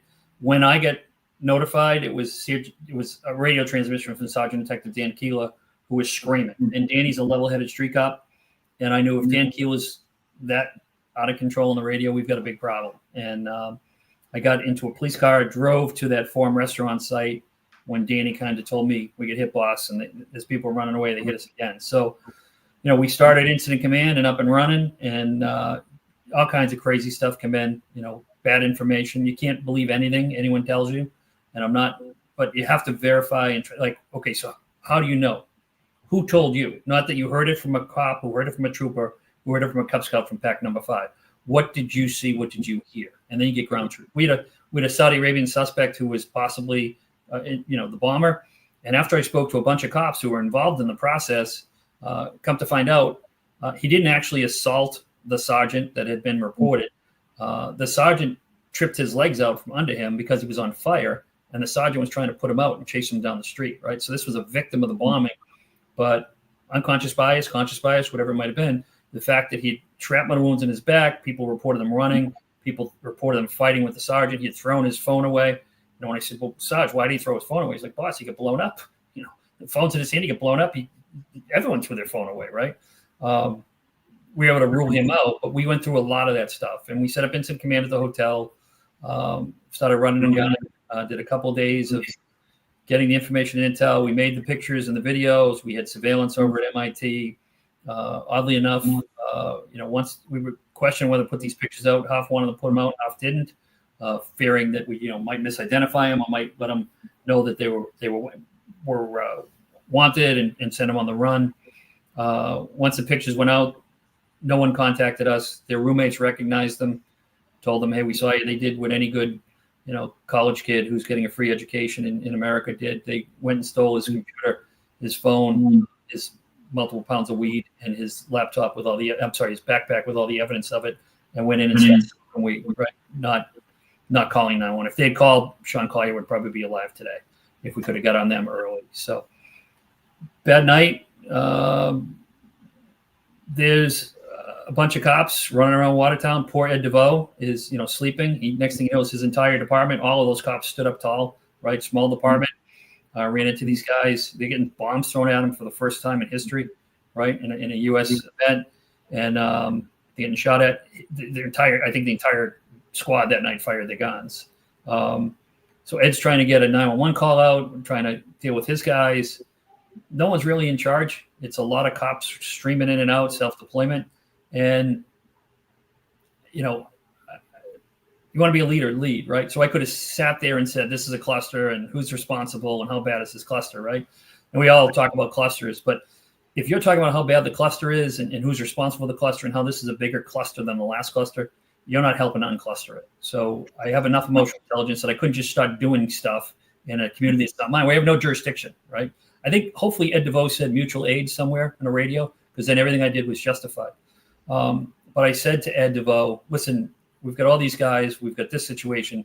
I know you've got a bunch of stuff on your plate. Would you mind if I take control and we do X, Y, and Z? And I said, Danny, that sounds like a good plan to me. I had the same conversation with my boss, Commissioner Davis. He said, that sounds like a good plan. I went to this colonel in the FBI SAC, and they said, yep. And I just remembered, George Bush, when it was mass confusion, when he grabbed that megaphone and stood up, people listened, right? So I grabbed a megaphone, I jumped in the hood of a car, and I just started saying to cops who don't work for me in a place where we have no jurisdiction, hey, this is what we're going to do. We're going to do A, B, C. We're going to get four quadrants or 5 quadrants, because we had 5 SWAT teams. 5 quadrants. We're going to put a SWAT team in each quadrant. We're going to put a ring around the 22 blocks around this car. Then we're going to go house to house. We're going to pull this ring in tight, and then, we'll get these guys. That was the plan. A while later, it's all said and done, I had a young sergeant come up. He's like, hey, boss, remember you in the hood of the car and you were talking about 5 quadrants? And I'm like, yeah. He goes, quadrants are 4, right? And I'm like, you're right. Unless, of course, I tell you they're 5. And we laughed. So we searched all day. He didn't get out. We think he was a couple different places, but he wound up hiding in the boat eventually. And, as I told you the story, one of my lieutenants, one of my superintendents is there with a lieutenant from Watertown when the call comes in from the boat owner. The boat is called the Slipaway, by the way, which uniquely named for the boat. And, there wasn't the best tactical deployment at the boat. And thankfully, no one was killed. We got him out of the boat and took him into custody. And then we had to do the investigation and document it. And, all those rounds, someone had to account for who shot what round and why they were shot. We did an after action. We did the good, the bad, and the ugly, because a lot of stuff went right and was great, and a lot of stuff went wrong. And you got to own that and put it in the mirror and learn from it. I do a lot of training around the country, and I'll talk to police leaders. And I'll say, well, did you read the after action on the Boston? Did you read the after action on San Bernardino? Did you read the after action on Pulse nightclub? And cops don't read it. And I say, okay, well, if you're going to put a pacemaker in your heart, and you went and said to the doctor, when's the last time you read up on the latest pacemakers and the latest medicine that can help you with a pacemaker? And he said, I went to medical school 30 years ago. You're probably not having him cracking your chest, right? But we as professionals need to look at what's going on, because when I do read those reports, and when you've read them, we make the same mistakes over and over again, self-deployment, communications, right? So if we're making the same mistakes, we can figure it out and prevent them. So there was a lot of that going on, a couple of crazy moments. We had a naked guy that wasn't naked when I first met him. The cops had his car surrounded, and, this cops with pistol rifle, shotgun, in a 360-degree circle around the car. I had found the brother's car that he bailed out of, and there was a bomb in the back seat with what was later determined to be a fuse, but it looked like a wire going to the case of the back seat, which I thought was going into the trunk, and I thought the whole trunk was a V-bed, right? Which was going to take some significant destruction if it went off. We know they're remote detonated, so I'm waiting for the kid to come over a fence and remote detonate us the bombs on Marathon Day. So now a bomb squad's clearing that package, and those guys, hey, here's a major bomb in the backseat of this car. Got it, boss. They're right in there cranking it. They do a great job. I run up the street, and they got this kid surrounded in this car, and everyone's saying he's not resistant. He's not cooperating. It's number two. He's not cooperating. And I'm like, they're going to kill each other. Somebody's going to fire one round, and some cop is going to hear that reaction, and they're going to fire rounds back, and we're going to have what we had at the boat. There's going to be crazy. It was about to be a problem, and none of these kids were for me. So I started screaming and yelling, "Put your goddamn guns down, get your distance. It's a V-bed." And someone had put out, well, I had no jurisdiction. Someone had tweeted out on Twitter that Chief Linskey's on scene, he's in charge. So I guess if Twitter says it, that gives you jurisdiction. So the guy saw their Twitter accounts and at least backed up and listened to me, got some distance. I did the call out, have the kid at gunpoint take his shirt off, do a 360, because I actually was a cop for a while and did this I don't see a threat in his waistband. Backing him up. Somebody says he's got something in his pants, boss, and I didn't see it, but I make him take his pants off. And then he's backing up. He's in his tighty whities, and somebody says, "Detonator." He's got a detonator in his underwear. And I'm like, oh my God, I can't believe I missed the detonator in his underwear. And, screamed at him. My SWAT guys were now with me with rifles with red dots in this kid's head. And, thankfully they're trained. And I told him exactly what to do, put his thumbs by the side of his legs and slide him down. He does a 360. There was no detonator. Found the cop later on who yelled detonator. And I'm like, what was that about? And he just made a mistake. He was a little excited, the guy. But what would have happened if one of the cops heard a cop say detonator? We just had a V-bed a block away. We knew they were remote control bombs on Marathon Day. If one of those cops dropped the hammer and killed this kid, I don't know. I'm not an attorney, but I would think it's probably a legally justifiable shooting, right? The probable cause of one officer. I heard an officer say he had a detonator, boom, right? But it would have been one of those legal but ugly situations. And thank God my cops were well trained, and none of those SWAT operators, because everyone else who put their guns down, none of those SWAT operators, tensed up on that trigger. And when I asked them later, I said, just wondering, why didn't you, when you heard the same thing I did, why didn't you do it? Boss, he did everything you told him to do. If his hands went to the front of his body, I would have perceived that as a threat, and I would have done something about it. He didn't do that. So thankfully, those cops were well trained. And again, I get to the command post, it's mass confusion, and we're flying helicopters down, and eventually we get them out of the boat, and we're trying to do what you do next, right? Because you still got a city that's got crime, robberies are occurring, domestic violence is occurring, and cops have gone through a lot and need some support. So, you have so many different agencies, federal agencies, different police departments, cops from out of state. You have a manhunt going on, you have this situation where not everybody knows each other. Without naming names or departments or anything, I just have to ask this question because I can't see this not happening. Were there any blue-on-blue incidents where cops were stopping other cops or cops were there any incidents that you were aware of? That, again, I don't want to embarrass anybody, just yes or no, unless you feel like elaborating. Yeah, there were a ton of blue-on-blue. Dick Donahue was shot during the gun battle, and it was a gun battle between my cops, Watertown cops, state troopers, and the bad guys. And Dick was one of my guys who was with him. Saw a guy with what he thought was an M4. He's a combat Marine, and he said, it was an M4 going off, and he got a mag change, and I was trying to tag him, but I'm 400 yards away with a Glock, right? So what am I going to do? Dick Donahue was shot by a cop's bullet. We know that now because his Anayas were out of bullets. They actually threw their gun at Jet Puglisi when he started running on the street. So that's a cop's bullet in Dick's leg. The flying rock, I don't buy flying rock, but it is what it was. We had Naked Man. There's a pickup truck that's stopped there, right? And it's got a bunch of bullet holes in it. And eventually, when I get the naked man situation squared away.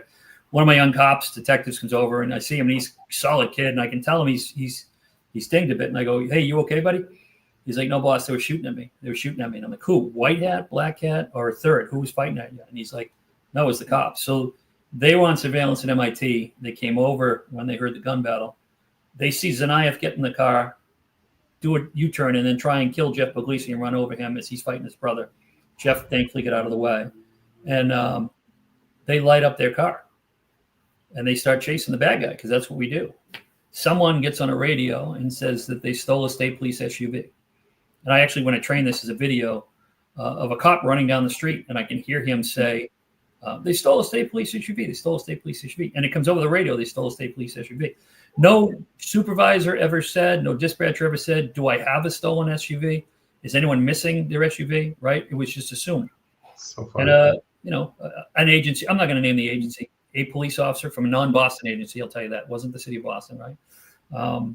Stepped into the street with an M4 and put, I think it was 15 rounds around the driver's head, between the driver and the passenger. My guy's the passenger, back over his head. They realize that they are being mistaken for stolen state police SUV, and that most likely more cops who are going to do that same thing. They turn their lights off. They turn down the street. They basically crash their car. They jump out and they hide in the bushes while the naked man stuff's going on, because they're hoping that the cops are not thinking they're bad guys. So there was a lot of blue on blue, and we're just lucky that, no one was not seriously hurt. Also, a lot of indiscriminate gunfire, right? We put a lot of bullets into people's houses that, fog of war, but, we got to take that deep breath and make sure that if we're putting it down range, we know where it's going, right? We know where it's not going. Yeah. So Dan, I told you a little bit on the tech check before we got on, and going back, I remember exactly where I was sitting watching the news that morning and then following it the days, and having been retired for 5 years at that point, and just thinking how crazy it was. And I'm familiar with the Boston area and the geography and all the multiple agencies, the small agencies. Like, you can go in New York City between 76 different precincts in 5 different counties, is all New York City, and it's all one jurisdiction, and you're all in the same radio frequencies, and you're communicating.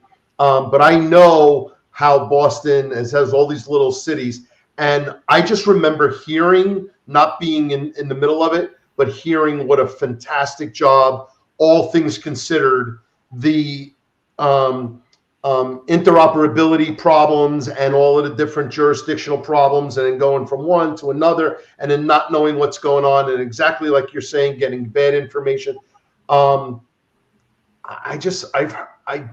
always heard what a fantastic job everybody did, and just tremendous police work. And I don't know how busy, and we talked about this before, but I don't really know the details. How busy is Watertown? Is that a sleepy suburb of Boston? Is it got a little bit of action? Because I heard that, and we're going to pull somebody up in a second.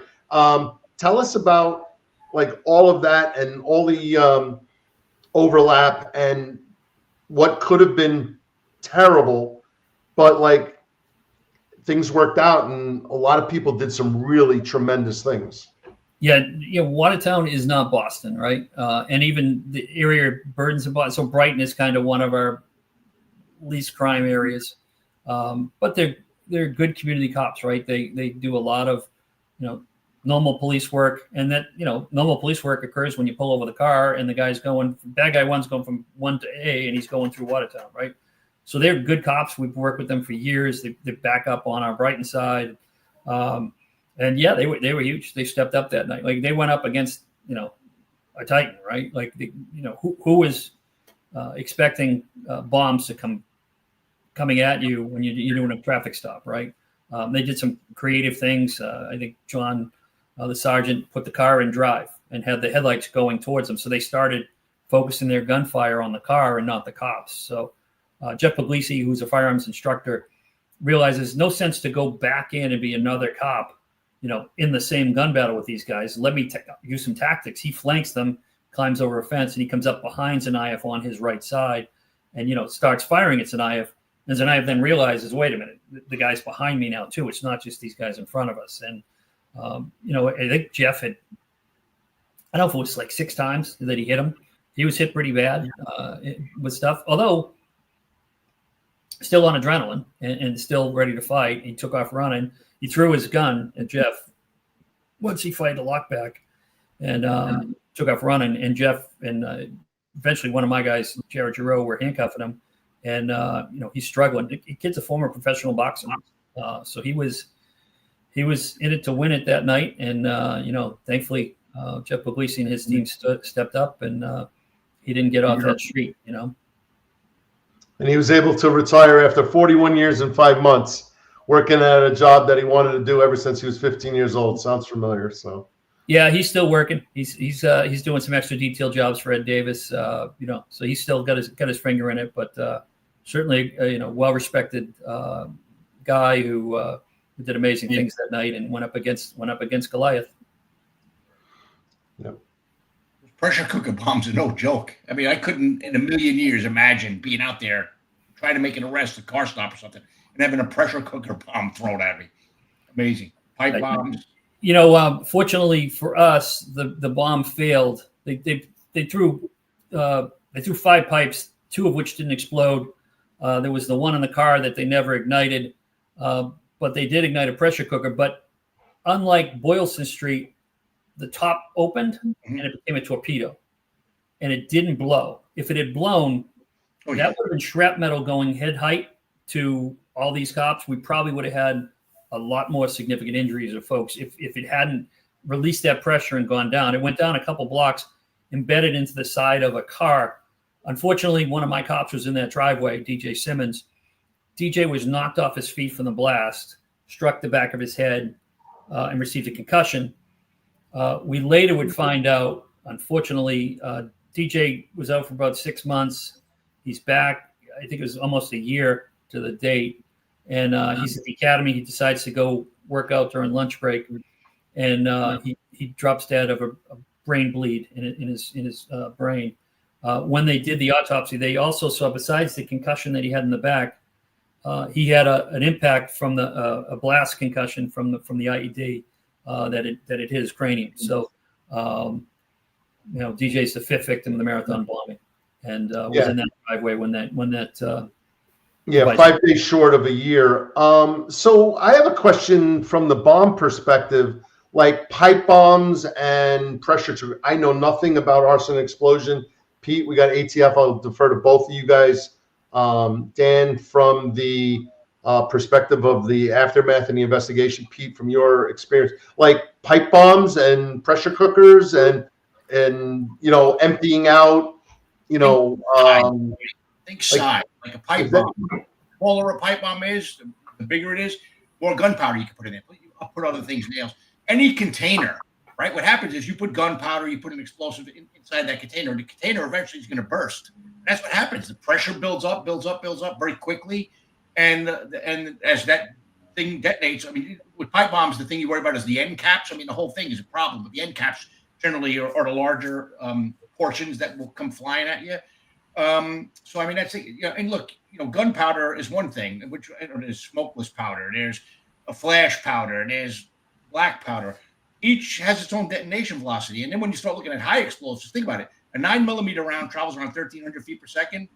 HMX, the high explosive, travels, the blast velocity is 41,000 feet per second. I mean, bombs are scary shit. There's no other way to say it, And they got it right out of Inspire magazine. And they didn't do a straight pipe bomb, which is usually how it's done. They used curved pipes. And the reason was that they wouldn't roll past the cops. They could toss it. It would roll once or twice, but they could make it more targeted by having it curved as opposed to a round pipe that would roll down the street and keep going. That is wild.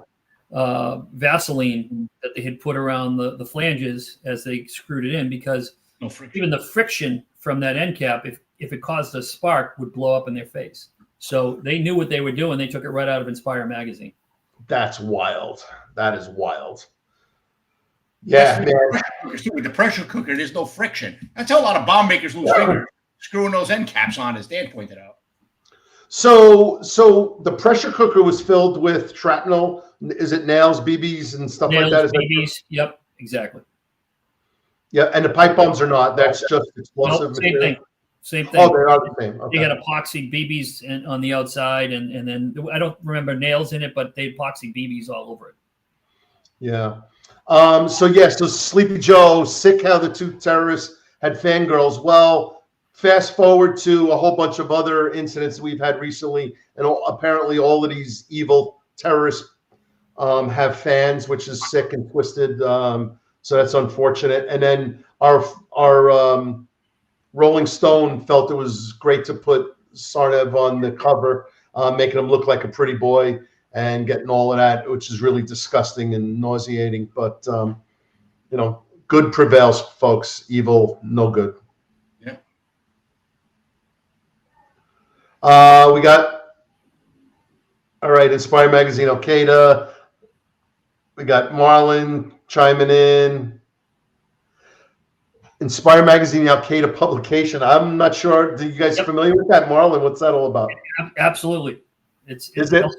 Al Qaeda put out the magazine, how you can make a bomb, and that's right where they took it from.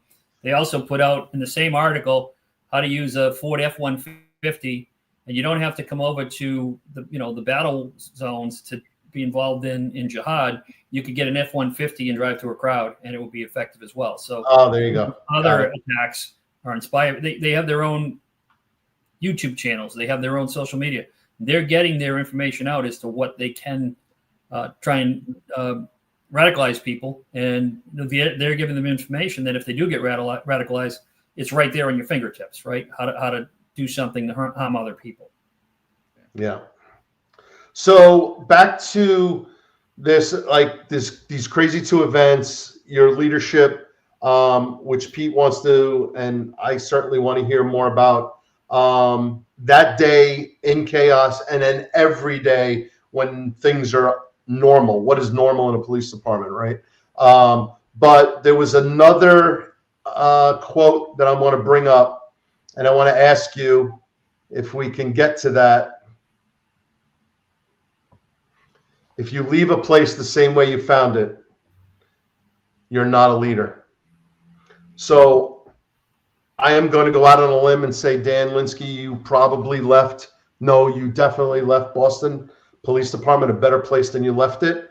But we are in a leadership crisis in law enforcement right now. And I say that because, and I'll be honest with you, people say to me, Tommy, you're retired like almost 20 years now. And yes, I work for vendors who have dealt with technology for public safety, so I'm still invested, air quotes, but all my little leaguers are now cops, detectives, and sergeants in police departments. And my son is a cop in DC. So guess what? I'm still in the game. And I worry about these leaders and how do we, and I asked Gary McCarthy the same question, and I'll go to Pete and then I'll go to you, Dan, is like, where did the break happen? Because I heard you say, I looked at other leaders and I wanted to be like them, and I knew what to do and I knew what not to do, and how they led is how I want to lead. And you're inspired by them, and you make tough decisions, and you make decisions. Some bosses are like, oh, he's a nice guy, but he doesn't make decisions at all. Well, he's a nice guy, but he's not a boss. He's not a leader, So, and then Jen Armstrong, former chief and U.S. Marshal Service on here is like, yeah, you got to make tough decisions, and you're not going to be, not everyone's going to love you, but you're doing better for the agency. So Pete, I'll go to you to just comment, and then Dan, because it's his show.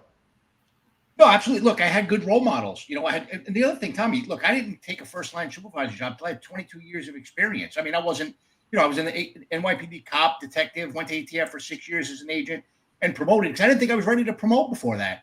So, I had a lot of experience to draw my decision-making from, but I also had great role models, Al Matarasso, John Cutter, so many others. And I've met so many more since then, to include Dan. But I remember when I came on the job, captains were 35 years in the police department. Now they're 30-year-old captains. It was unheard of back in our day. So the culture has changed a bit. But as Dan pointed out, like when you go into a place, you got to make decisions. You can't worry about making friends. You're going to make some enemies. You know, you can, even if you're a great boss and you have 100 people under you, you may make 90 happy, but 10 of them are going to be pissed off about some decision you make. Still got to make that decision. But I'll toss it to Dan. But look, leadership is an honor. If you're allowed to lead people, you have to do it to your best of your ability because you're entrusted with that. And that's why I consider myself a student of leadership. And again, so honored to have heard Dan speak to the people at ATF when he came in and talked to us about leadership because he's a proven leader. Yeah, I mean, I had great bosses that I stole from, right? Stanley Philbin, Kevin Buckley, John Gallagher, Al Goslin, bosses who cared about the troops, but made sure you were doing it the right way. Sometimes telling you to slow down, right? Fortunately for us, it was never telling us to speed up or, like we always were in the slow down mode because they realized like, okay, we have to do this right. We have to get this right. So I had great bosses. I also had horrible bosses. There's no better leadership tool than a horrible boss who does something and you say, I'm never going to be that guy, right? I'm never going to be that woman.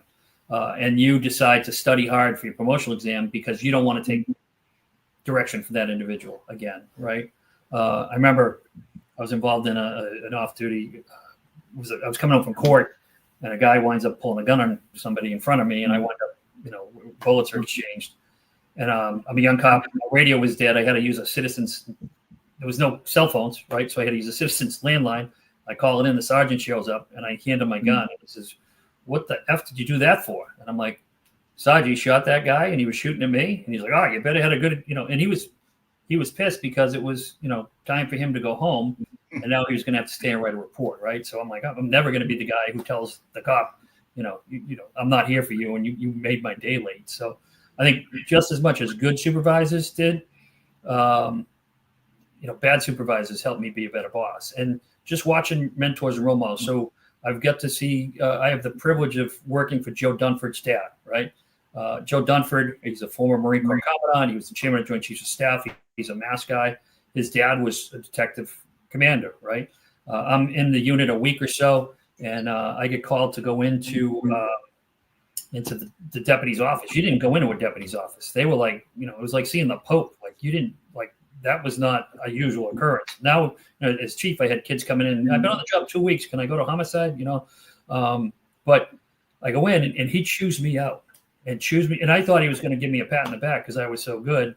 And he chews me out because I walked into headquarters with my radio hanging off my back of my pants and my handcuffs hanging out.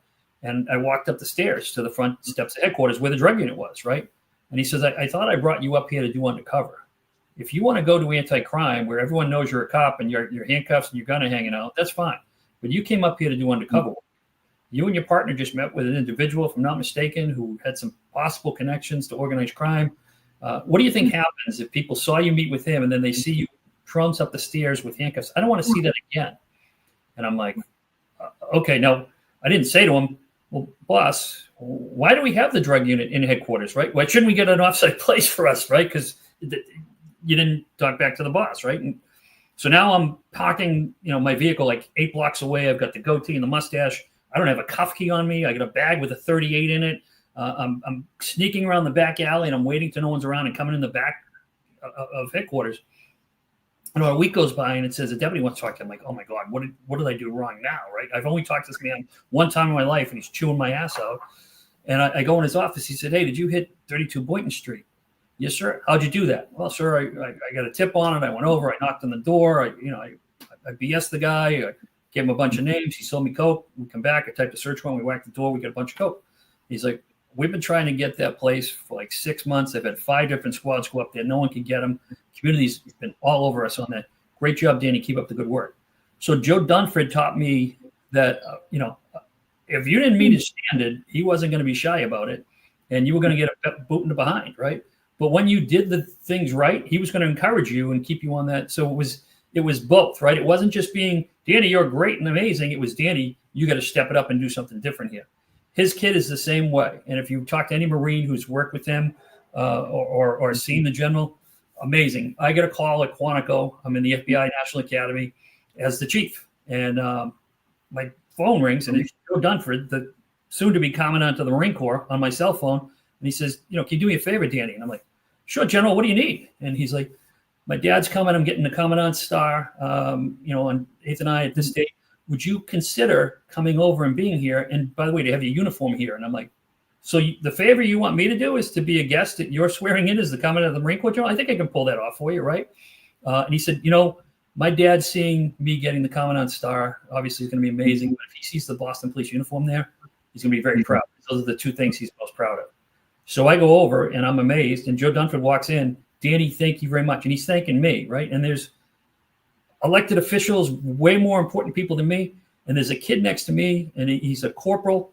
And he grabs the kid's hand and he shakes his hand. And he says, hey, Corporal. And he says the kid's name. He says, how are you doing? How's your mom doing? And he says, sir, she's good. She's all recovered. She, to the surgery, blah, blah, blah. He says, good to hear it, Corporal. Thanks for being here. He goes out and he meets all the high mucky mucks, right? So I say to this young kid, hey, Corporal, obviously you must have worked for the general for a period of time. He remembers you. He's got 200,000 Marines, and he knows your mother had a situation. How long did you work? I was assigned to him for 2 weeks in Fallujah, sir. Were you in his aid or were you working as a... No, sir, I was in Company C, whatever. I'm like, how did he know you so well? He said, sir, I don't know. My mom got sick, and the general came over and said, hey, Corporal, I need to get you home. Your family's got an emergency. Your mom needs you more than we need you here in Fallujah. Here you go. We're going to get you out of here. Take care. Let me know what you need. We're going to be praying for you, right? Out of 200,000 Marines, Joe Dunford remembers this kid in that situation, and that's just powerful, right? That he cared more about the troop than he probably did about the ceremony he was being sworn into, right? And that humility and that caring about your troops. We, as cops, and where I failed is, and look, I'm a much better sergeant having been a chief. Let me be clear. I was not always the best boss, right? I was a sergeant who failed a number of times. I was a sergeant for a squad, and somebody else who wasn't my squad member said something or maybe did something. You know what? Not my guy. I don't have to see that, right? And I turned a blind eye. And then I went up the rank, and I'm like, as a chief, what happens if one of your sergeants doesn't intervene when they're here, even though it's not his guy? You say, that's crazy. You're a sergeant. You got to step up. But having been a chief, I'm a lot better sergeant, lieutenant, right? I guess it would be great if we all could be chiefs and then go back to be our frontline supervisors. But that caring for your troops, how many times have I told cops what to do? And you know what cops say when you tell them what to do? This is a bunch of bullshit, right? This is a bunch of BS. We've never done it this way. We've always done it this way. This is a bunch of BS, right? For example, Occupy. Occupy Boston is going on. Occupy New York happened. Occupy Wall Street. So Oakland got a pretty bad rap, right? There's a veteran who's got a head injury. Lots of violence between the protesters and the cops. It made it look like the cops were the aggressors on these peaceful protesters. And, lots of people wanted to use that to try and come after cops. So we had to take a move against our Occupy protesters. They got a little too far. We had to make some arrests, but I wanted to do it in a peaceful fashion. So I tell my guys, I have a pop team. They're out of sight. If we need them, they're going to break grass and come out there and grab guys that are throwing rocks and bottles, right? But I don't want you in your riot gear. Bring your riot helmet with you. And, if we need it, you get on the radio and say they're throwing rocks and bottles. I'm going to be with a reporter that I've embedded with us. And I'm going to say, if you're taking rocks and bottles from the crowd, put your personal protective gear on now, And so that's what we did. And I got a lot of pushback from the union president. He's calling me saying, you can't do this. They need to have their riot gear. Guys are going to get hurt. I'm like, Tommy, if they need their riot gear, they're going to get riot gear. But, I don't want them going in with riot gear because they're going to say we started the fight. And we went in, and he says, well, where are they going to put their helmet? I go, hang it over their holster. What are they going to do with their hat if they have to put their riot gear on? I go, tell them to leave their hats in the cruiser. No, violation of rules, regulations, and policy. You have to wear your hat. I said, Tommy, 364 days a year, these cops couldn't find their hats most days. And now tonight, you're putting a line in the sand. You want them to wear their hat. So we didn't wear riot gear. Didn't have to put it on. Great stories in the press. None of my cops look like jerks on social media. None of my cops got hurt physically by fighting these guys. None of my cops got sued, which was what my goal was. And the article was Boston was the most professional. They protesters cooperated with the police. Great story.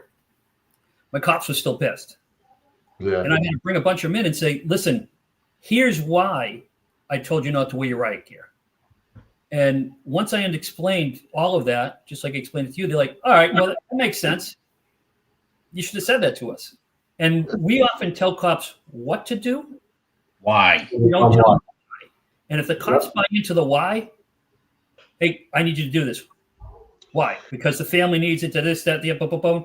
Oh, okay, boss. It needs to be done. I agree with you. Let's go. Boom. They'll do anything for you if they agree with your why.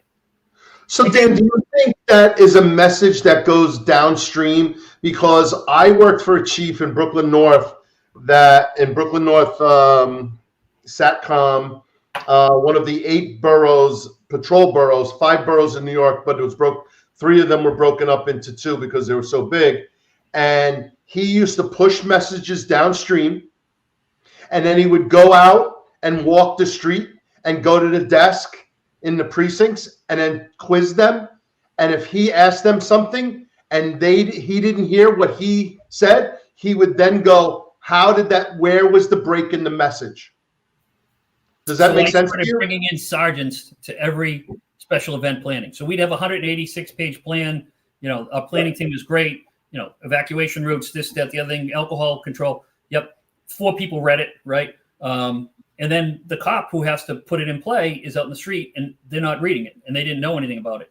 And the boss didn't care and didn't share the wealth. So I bring the sergeants in and then I would do just that. I'd say, hey, officer, what are we going to do here if we need to do, get ambulances in here? What are we going to do on alcohol enforcement? And if they didn't know what I just paid their boss an extra hour for to come in, I'd call the boss in and say, hey, Sarge, are you incompetent or you give a shit, And they'd kind of ask if there was door number 3 boss, because sometimes they're competent and they care a little bit. But if you chew that boss's behind, guess what? They're going to hold the cop accountable and the cop's going to know that information. The other amazing thing that happens, Tom and Pete, we write command plans on the 4th floor that we think are great. But you've been doing the marathon for 4 years in the same spot. And our plan, you're assigned there and there's 5 guys who are doing traffic. Your traffic isn't, it's blocked off. You actually have no traffic. You're an extra person, but we've told you to be there. And, Mahoney's waving his arm like a Dutch windmill up at Main Street, right? And the cop he's not going to say to the chief or the deputy chief, hey, this plan's stupid. This is a waste of resources. We should do X, Y, Z. But do you know a cop is not going to have a conversation with their sergeant who doesn't say, Sarge, this is a bunch of bullshit. We ought to do this. We ought to do that. We ought to do this. Any sergeant worth their work, any lieutenant, any supervisor worth their work, their bosses, they're going to have that free conversation. They might not say it to me, but we have that conversation. So then at that command meeting, we then say, okay, anything from last year, what do you guys have? What you're having? Hey, you know what? We need extra motorcycles. Hey, we need the traffic cut off earlier. And we then take that plan that we come up with and we get frontline buy-in into it, and they get to say their piece. And I had a program called Walk and Talks, Code 19s, right? So we measure CompStat, we measure crime. That's great. How do we measure the good thing our cops do? Our cops getting out and making people feel comfortable in the front stoops, or talking to the elderly neighbor and helping them get across the street, or motivating some kid to stay in school or be a police officer. We don't catch that. So I was measuring, if you could get out of your cruiser for an hour a day, get out and take a walk. If you could only do it for 15 minutes, do it for 15. If you can do it for half, great. If you couldn't get it, fine. But we were measuring that. So it was called a walk and talk. Mm-hmm. So I'd hear a young cop go off, yeah, take me off walk and talk such and such. I'd pull up, the cops would be sitting in their cruiser. They wouldn't know I'm behind them. I'd get out after 5 minutes and them sitting there and say, what are you doing? Sure, we're doing a code 19. This isn't a walk and talk. This is a sit and park. Get out of your car.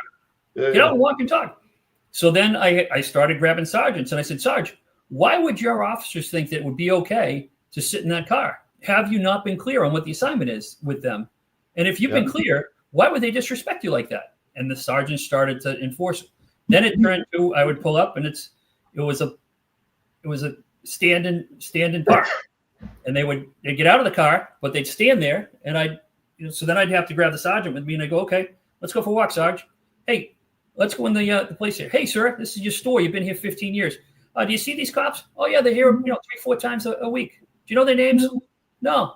They've been in here to talk to you about what's going on? No. What happens when they pull up? They stand there 35, 40 minutes. It's great. The kids don't hang out when they're there. It's awesome. But we never trained our cops. We never told them the why. Look, it's not just so we can, and I had a young cop and I used to take my stars off and ride with cops. If you had a partner, someone won, someone lost. We work 4 and 2s, so they'd have a weekend off every 6 weeks. I'd find out when it was coming up. One of their bosses would say, hey, these are the 2 kids who are working hard for us. I'd say, okay, well, you guys flip a coin. One of you is going to actually win and get to ride with me that night. I saw that as winning. And the other is going to, unfortunately, have to take the night off and take a gift certificate and take your significant other out for an appetizer and a drink on me. And I'd ride with the cops. And I would get real-time feedback from what, up here in the 4th floor, I wasn't getting told. And this young cop said, sir, I don't have a problem with walk and talks. I actually like it. But why do we have to do walks and talks in West Roxbury at 4 a.m. in February when it's 4 degrees out? No one's out. West Roxbury's cop and teacher town and pull out. Like, there's no crime out here. Why am I walking an abandoned street at 4 a.m. when I'm freezing? And I'm like, who would have you do that? And they're like, Sarge says we got to get our numbers because you're counting them. And I'm like, I have a conversation. Like, what do you? Well, sir, you wanted numbers, and then you wanted them out of the car, so we've got them out of the car. And I'm like, yeah, but what are we doing? I don't need them freezing their ass off. I'd rather have them for 15 minutes, get out at 6:30 when people go on the commuter rail and help people cross the street and be visible. Hi, how you doing, ma'am? Hey, kid, enjoy school, right?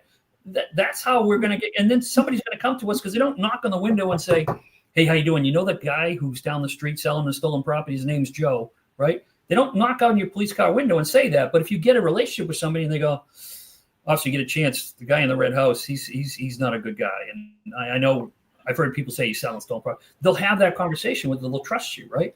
I didn't tell them the why, and I didn't get it down. So I had to go out and reinvent the why, piece by piece with the frontline bosses. That must have been a big lift, man. It took a while, but then, a lot of guys were like, you know what? I like this. I'm not a cop who makes a lot of handcuffs, boss. Like I'm a lover, not a fighter, but I know my community and I get out and I like talking to people and people like talking to me. And, I love it because it's an hour I'm not answering radio calls. It's an hour I'm not getting stolen cars. Like I'm talking to the people who I work with and grew up with. So, it is a lift, but frontline supervisors can make it an easy lift or a hard lift.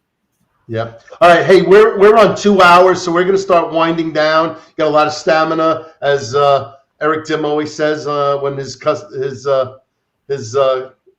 guests go over 2 hours. So we really appreciate that, Dan. Let's do a couple things.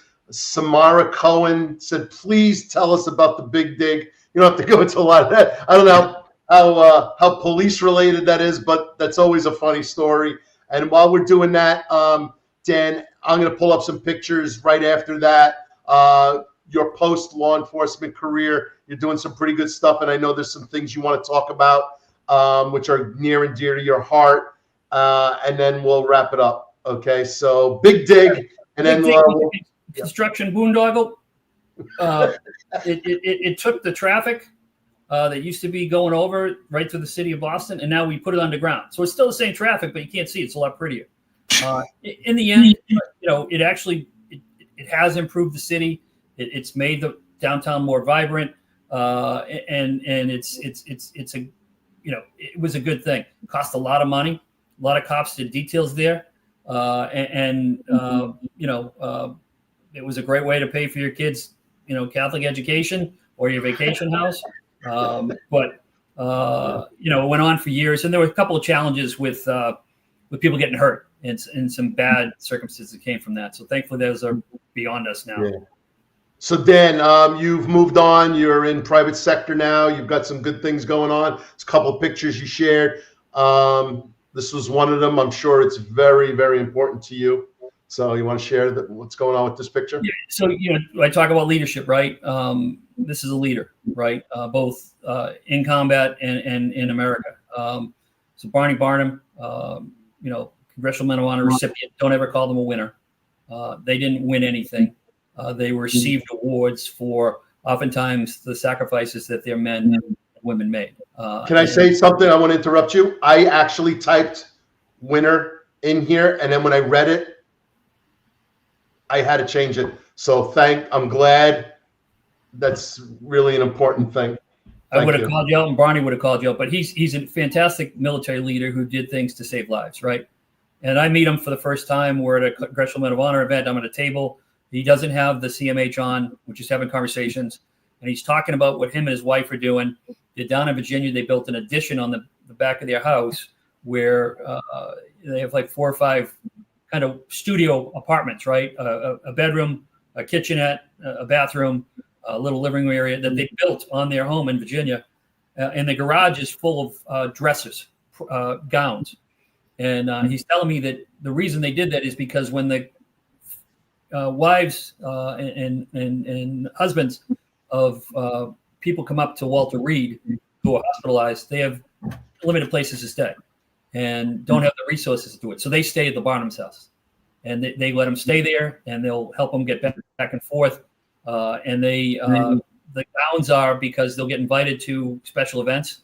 And some of these, young women are PFC's wives who don't have a lot of resources. And Mrs. Barnum has got, 100, 200, 300, 500 gowns that she can give them to go to these special events and make them feel special, right?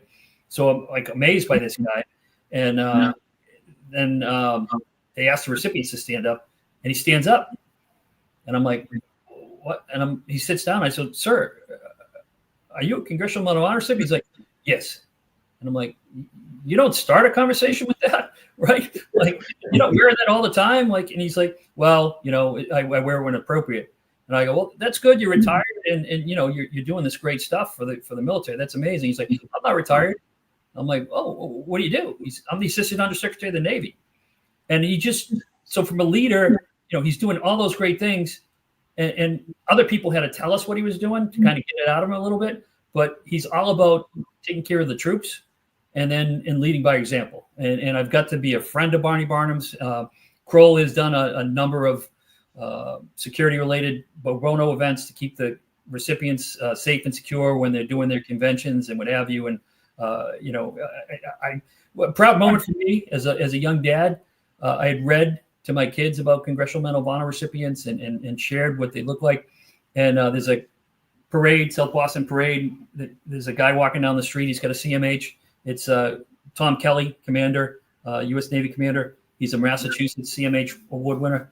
And my then 7-year-old pulls my shirt. Dad, that's a Congressional Medal of Honor recipient, right? So we kind of instilled in them how meaningful this was. And, I've had the privilege of knowing a lot of these men, being a fly on the wall as they share their life stories, how they survived, how they deal with the trauma that they live with. It's one of the great opportunities I had with Kroll. Yeah. So we've got, let's see, there's another one here you shared. Let's pull this up. So you're contributing in Fox, and you're an expert across the country in public safety after all of this. And then you get to the Mideast and you get involved in falconry, which this is really interesting to me. Go ahead. Yeah, so I got a call from the State Department that the Abu Dhabi Minister of Police were coming, and they wanted a presentation on the marathon. And I said, yeah, sure. When are they coming? Tomorrow. And I'm like, oh, okay. Well, you know what? I got some time tomorrow. We can do it tomorrow. And the Secretary of State was, then in Massachusetts, John Kerry at the time. So they had the Secretary off Boston. He was going to be at his home in Nantucket. Boston has a bunch of high-profile colleges, universities where lots of national leaders go, and their kids go. So State Department protects those dignitaries when they come. So they were kind of scrambled, and the young agent says, "Well, we don't have anyone to pick them up. Would you guys be able to pick them up?" I'm like, "Yeah, I have an executive protection team. We'll take care of it." So I go outside and I talk to the crew, and someone had the commissioner that day. Someone had the mayor. We had a couple other mayors in town that we were covering executive protection for. So essentially no one was there to drive anybody. And I'm like, all right, well, give me the keys to the van. So I got a 16-passenger van. I had to go to a funeral in the morning. So I went to the funeral. I drive to the airport and I pick them up. And they get in the car, and I'm loading the luggage in the back of the car. Hey, gentlemen, welcome to Boston. Great to see you. And they've got an interpreter. And we're driving, and I had arranged a halal meal. I'm going to drop off their luggage, have a halal meal, and then come to the headquarters where my team's going to do a presentation on them. And the the interpreter's kind of talking. It's like, well, will Chief Daniel be at the restaurant? And I'm like, yeah, I'm Daniel Linskey. He's like, no. The chief, the police chief. Will the police chief be there that we're meeting? And I'm like, I'm Dan Linskey. And he's like, no. The chief, the one who was in charge of the bombing, will he be here? And I'm like, that's me.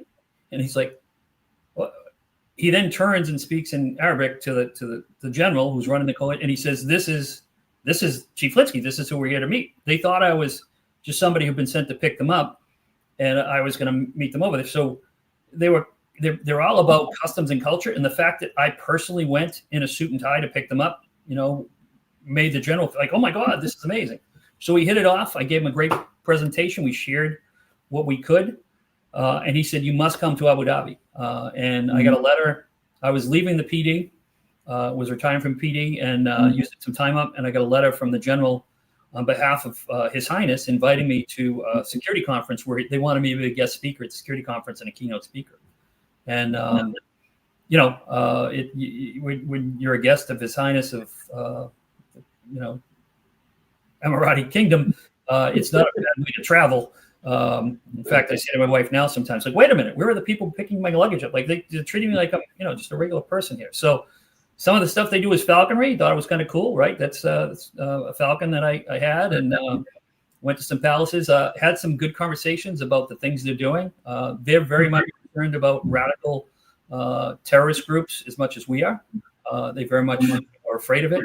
And they are not afraid to invest in technology. They have some of the best and brightest technology around. I was treated literally like a king, and can't wait to go back with my wife. It was I was at the Blue Mosque and had a religious experience with, just people there to enjoy their religion and peace, right? There's none of the hate and other stuff that we saw. It's just families who believe in what they believe in, and they don't. What they do believe in is not harming other people, right? And doing the right thing. So, I falconed, I jet skied, I did all kinds of things, with His Highness and his team. And I was a guest of honor at the ceremony for the first 2 Emirati police officers who killed in the line of duty. They had been sent in a task force over to Bahrain, and they were killed by terrorists in a bombing.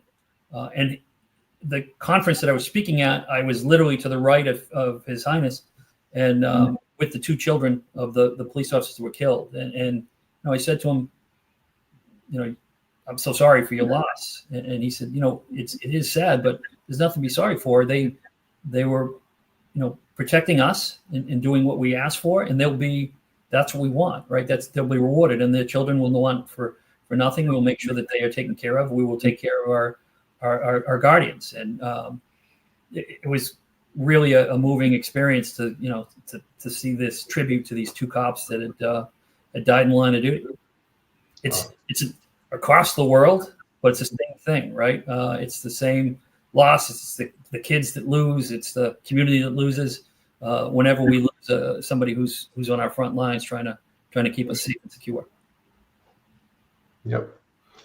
All right. Well, I'm going to turn it over to you. If there's anything else, I'll bring up the on your 6 and we'll run a banner. And if you can wrap up. I can't believe you didn't hit my best day, one of my best days in policing, where unfortunately, this is where I'm a little pissed at NYPD, because I had the title and you guys decided to take my title away a couple weeks later. So young sergeant detective, I'm listening to the radio, call comes in. Unique call that the gorilla had escaped from the zoo and was now attacking people. And a sergeant came on the radio and said, "That's a fake call. Don't send anyone." And I'm like, "No, that's a legitimate call." So I'm a drug sergeant. I go in plain clothes, pull up. The sergeant is there. There's a white van that's got people in it. And I go, "What are we doing?" And he goes, "Don't worry about it. The veterinarians are going to take care of the gorilla." The gorilla has attacked 2 people, climbed out of its enclosure, attacked 2 people, ran down a hallway, pushed out 2 doors, ran down a second hallway, opened the doors to the outer building, ran down the pathway, climbed over a fence, and is now in our, one of our more crime-plagued neighborhoods, standing at a bus stop and drinking a Coke. That's the best. There's a foot pursuit that goes on, and cops being cops, he took a left on Sonoma Street. Any description on the gorilla? Any gorilla we stop today is probably good. We don't need a Westland Lowland, but we're great. Any gorilla is good. It got dark. I learned how to fight. So I pull up to the veterinarians who weren't veterinarians. They're like 18-year-old vet techs who throw lettuce to the gorilla through the cage at night. They're on a cell phone with a vet telling them how to use a dart gun with tranquilizer darts. I jump in the car with them. I got SWAT guys with me with rifles just in case. And I learned how to fire the darts. We pull up and I pull right next to him and I shoot him in the chest with the dart. He looks at me, pulls it off and throws it back, and he's pissed and he takes off running. So it was a 2.5 hour foot pursuit. We lost light. I've got night vision goggles on. I've got the dart gun. Between myself and a couple other guys, I think we shot like 6 times with darts. We got, it was like Elmer Fudd, and the SWAT team is behind us. He gets high as a kite. He passes out. We put a net on him, put him in a van. The vet wants to give him an antidote to make him, come awake. And I'm like, you're not giving me, I'll shoot you with a dart gun to try to give him an antidote. I'm not having a gorilla wake up in this van with 6 cops in here. We get him back in his cage, and little Joe is alive and well today. But I was the king of law enforcement animal encounters, right? I was on the Today Show. I was the king. Myself and Sandy Woodley and Kevin. We were on top of the world. And then NYPD has to up me one. Tiger. The tiger. You go to the projects, and you rappel down from like the 32nd floor where a kid has a full-blown tiger in his bathtub, and there's on a lanyard, he darts the tiger, right? Which we're even. I got a gorilla running to the street. You guys got a tiger. We're both king of the jungle. Tiger was contained in a bathroom. You chased the gorilla. I give the edge to you, brother. However, they go up to get the tiger that they just knocked out with a dart gun. There's a 7-foot alligator in the bathtub. I can't beat a 7-foot alligator and a tiger. You guys win. So I thought you would have thrown that one out there, Tommy. That's one usually people put at me as my adventures with little Joe. You're on mute, my brother. Tommy, you're on mute. We got 2 hours, 18 minutes. We can keep going, but you and the audience. But I'll tell you what, I'll pull this up right now. Give me a second. Share the screen. Where is this guy? Video. Yeah. Let's see if I can get it going. If I can get it.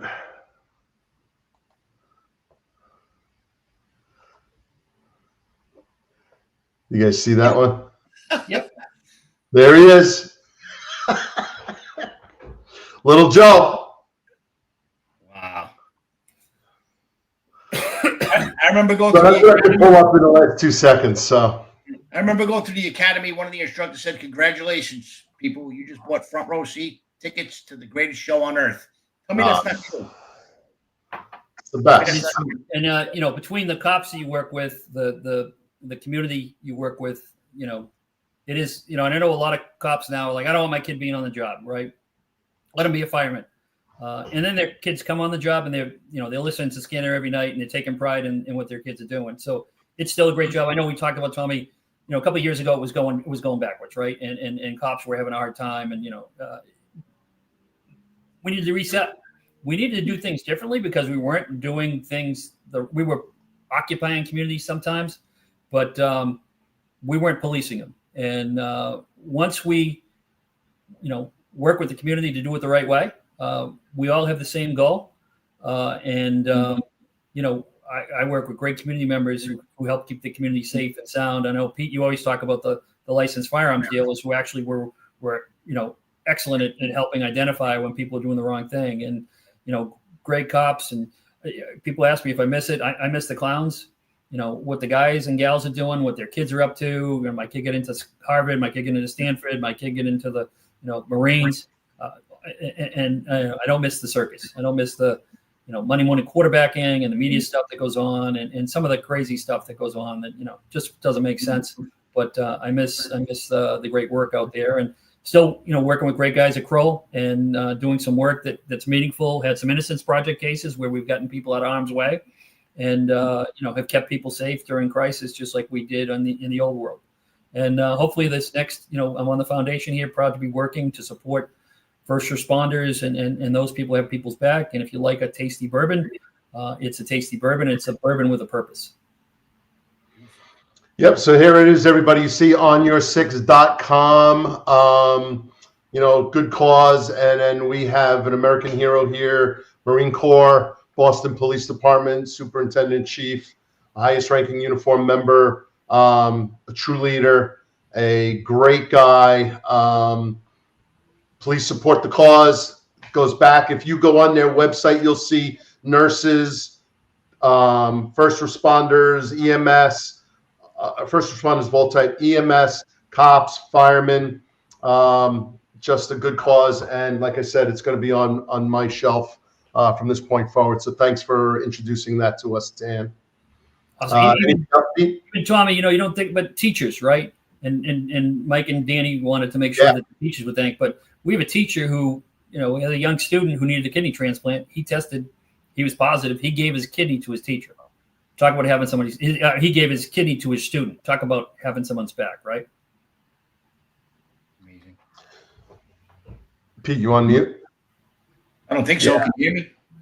Yep. Yeah, I think I've always looked at, I have 3 children and 2 older boys and 1 that's still in school. And I always thought that how important they are, because they spend, once they get into the school system, they're spending more time with them and have more influence over them than we do over here. And we kind of get that and get a debrief. And, every time they come home, they say, what'd you do in school today? Nothing.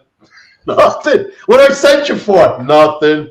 So I learned how to back into those questions. But so praise the teachers. We really appreciate them for sure. Gents, thank you very much. I appreciate it. But my mom didn't think I was going to speak till I was 3. She had me tested, and now she says they can't get me to shut up. And I think that's the case here. So I appreciate having me on the show, sharing my team and their stories. And thank you for what you guys have done at your careers and what you're doing now. Yeah, thank you, Dan. So it's Pete's time right now. So we're going to plug Pete, the book. Hey, it's a leadership book, man. It's not just a true story. I name names, but it's a leadership book. I had to make decisions, and I made them. What was happening down there should have never happened. Basic policing was thrown out the window, and a Border Patrol agent was killed. And so that is what it is. So everyone, if you got a chance, you can find the book on Amazon, Google, Simon & Schuster, Barnes & Noble, or peterjforcelli.com. Sorry for that, Pete. And then for the Ten-Four Tavern, we are on YouTube, X, LinkedIn, Instagram, and Facebook at the Finest Unfiltered, at Ten-Four Tavern. Pete and I are pretty prominent on LinkedIn. You can find us there with a search. And then at Ten-Four Tavern on Instagram, at Ten-Four Tavern on Facebook. So with that, I'm going to just ask you guys to hang out. We'll do the outro video, and we are a wrap.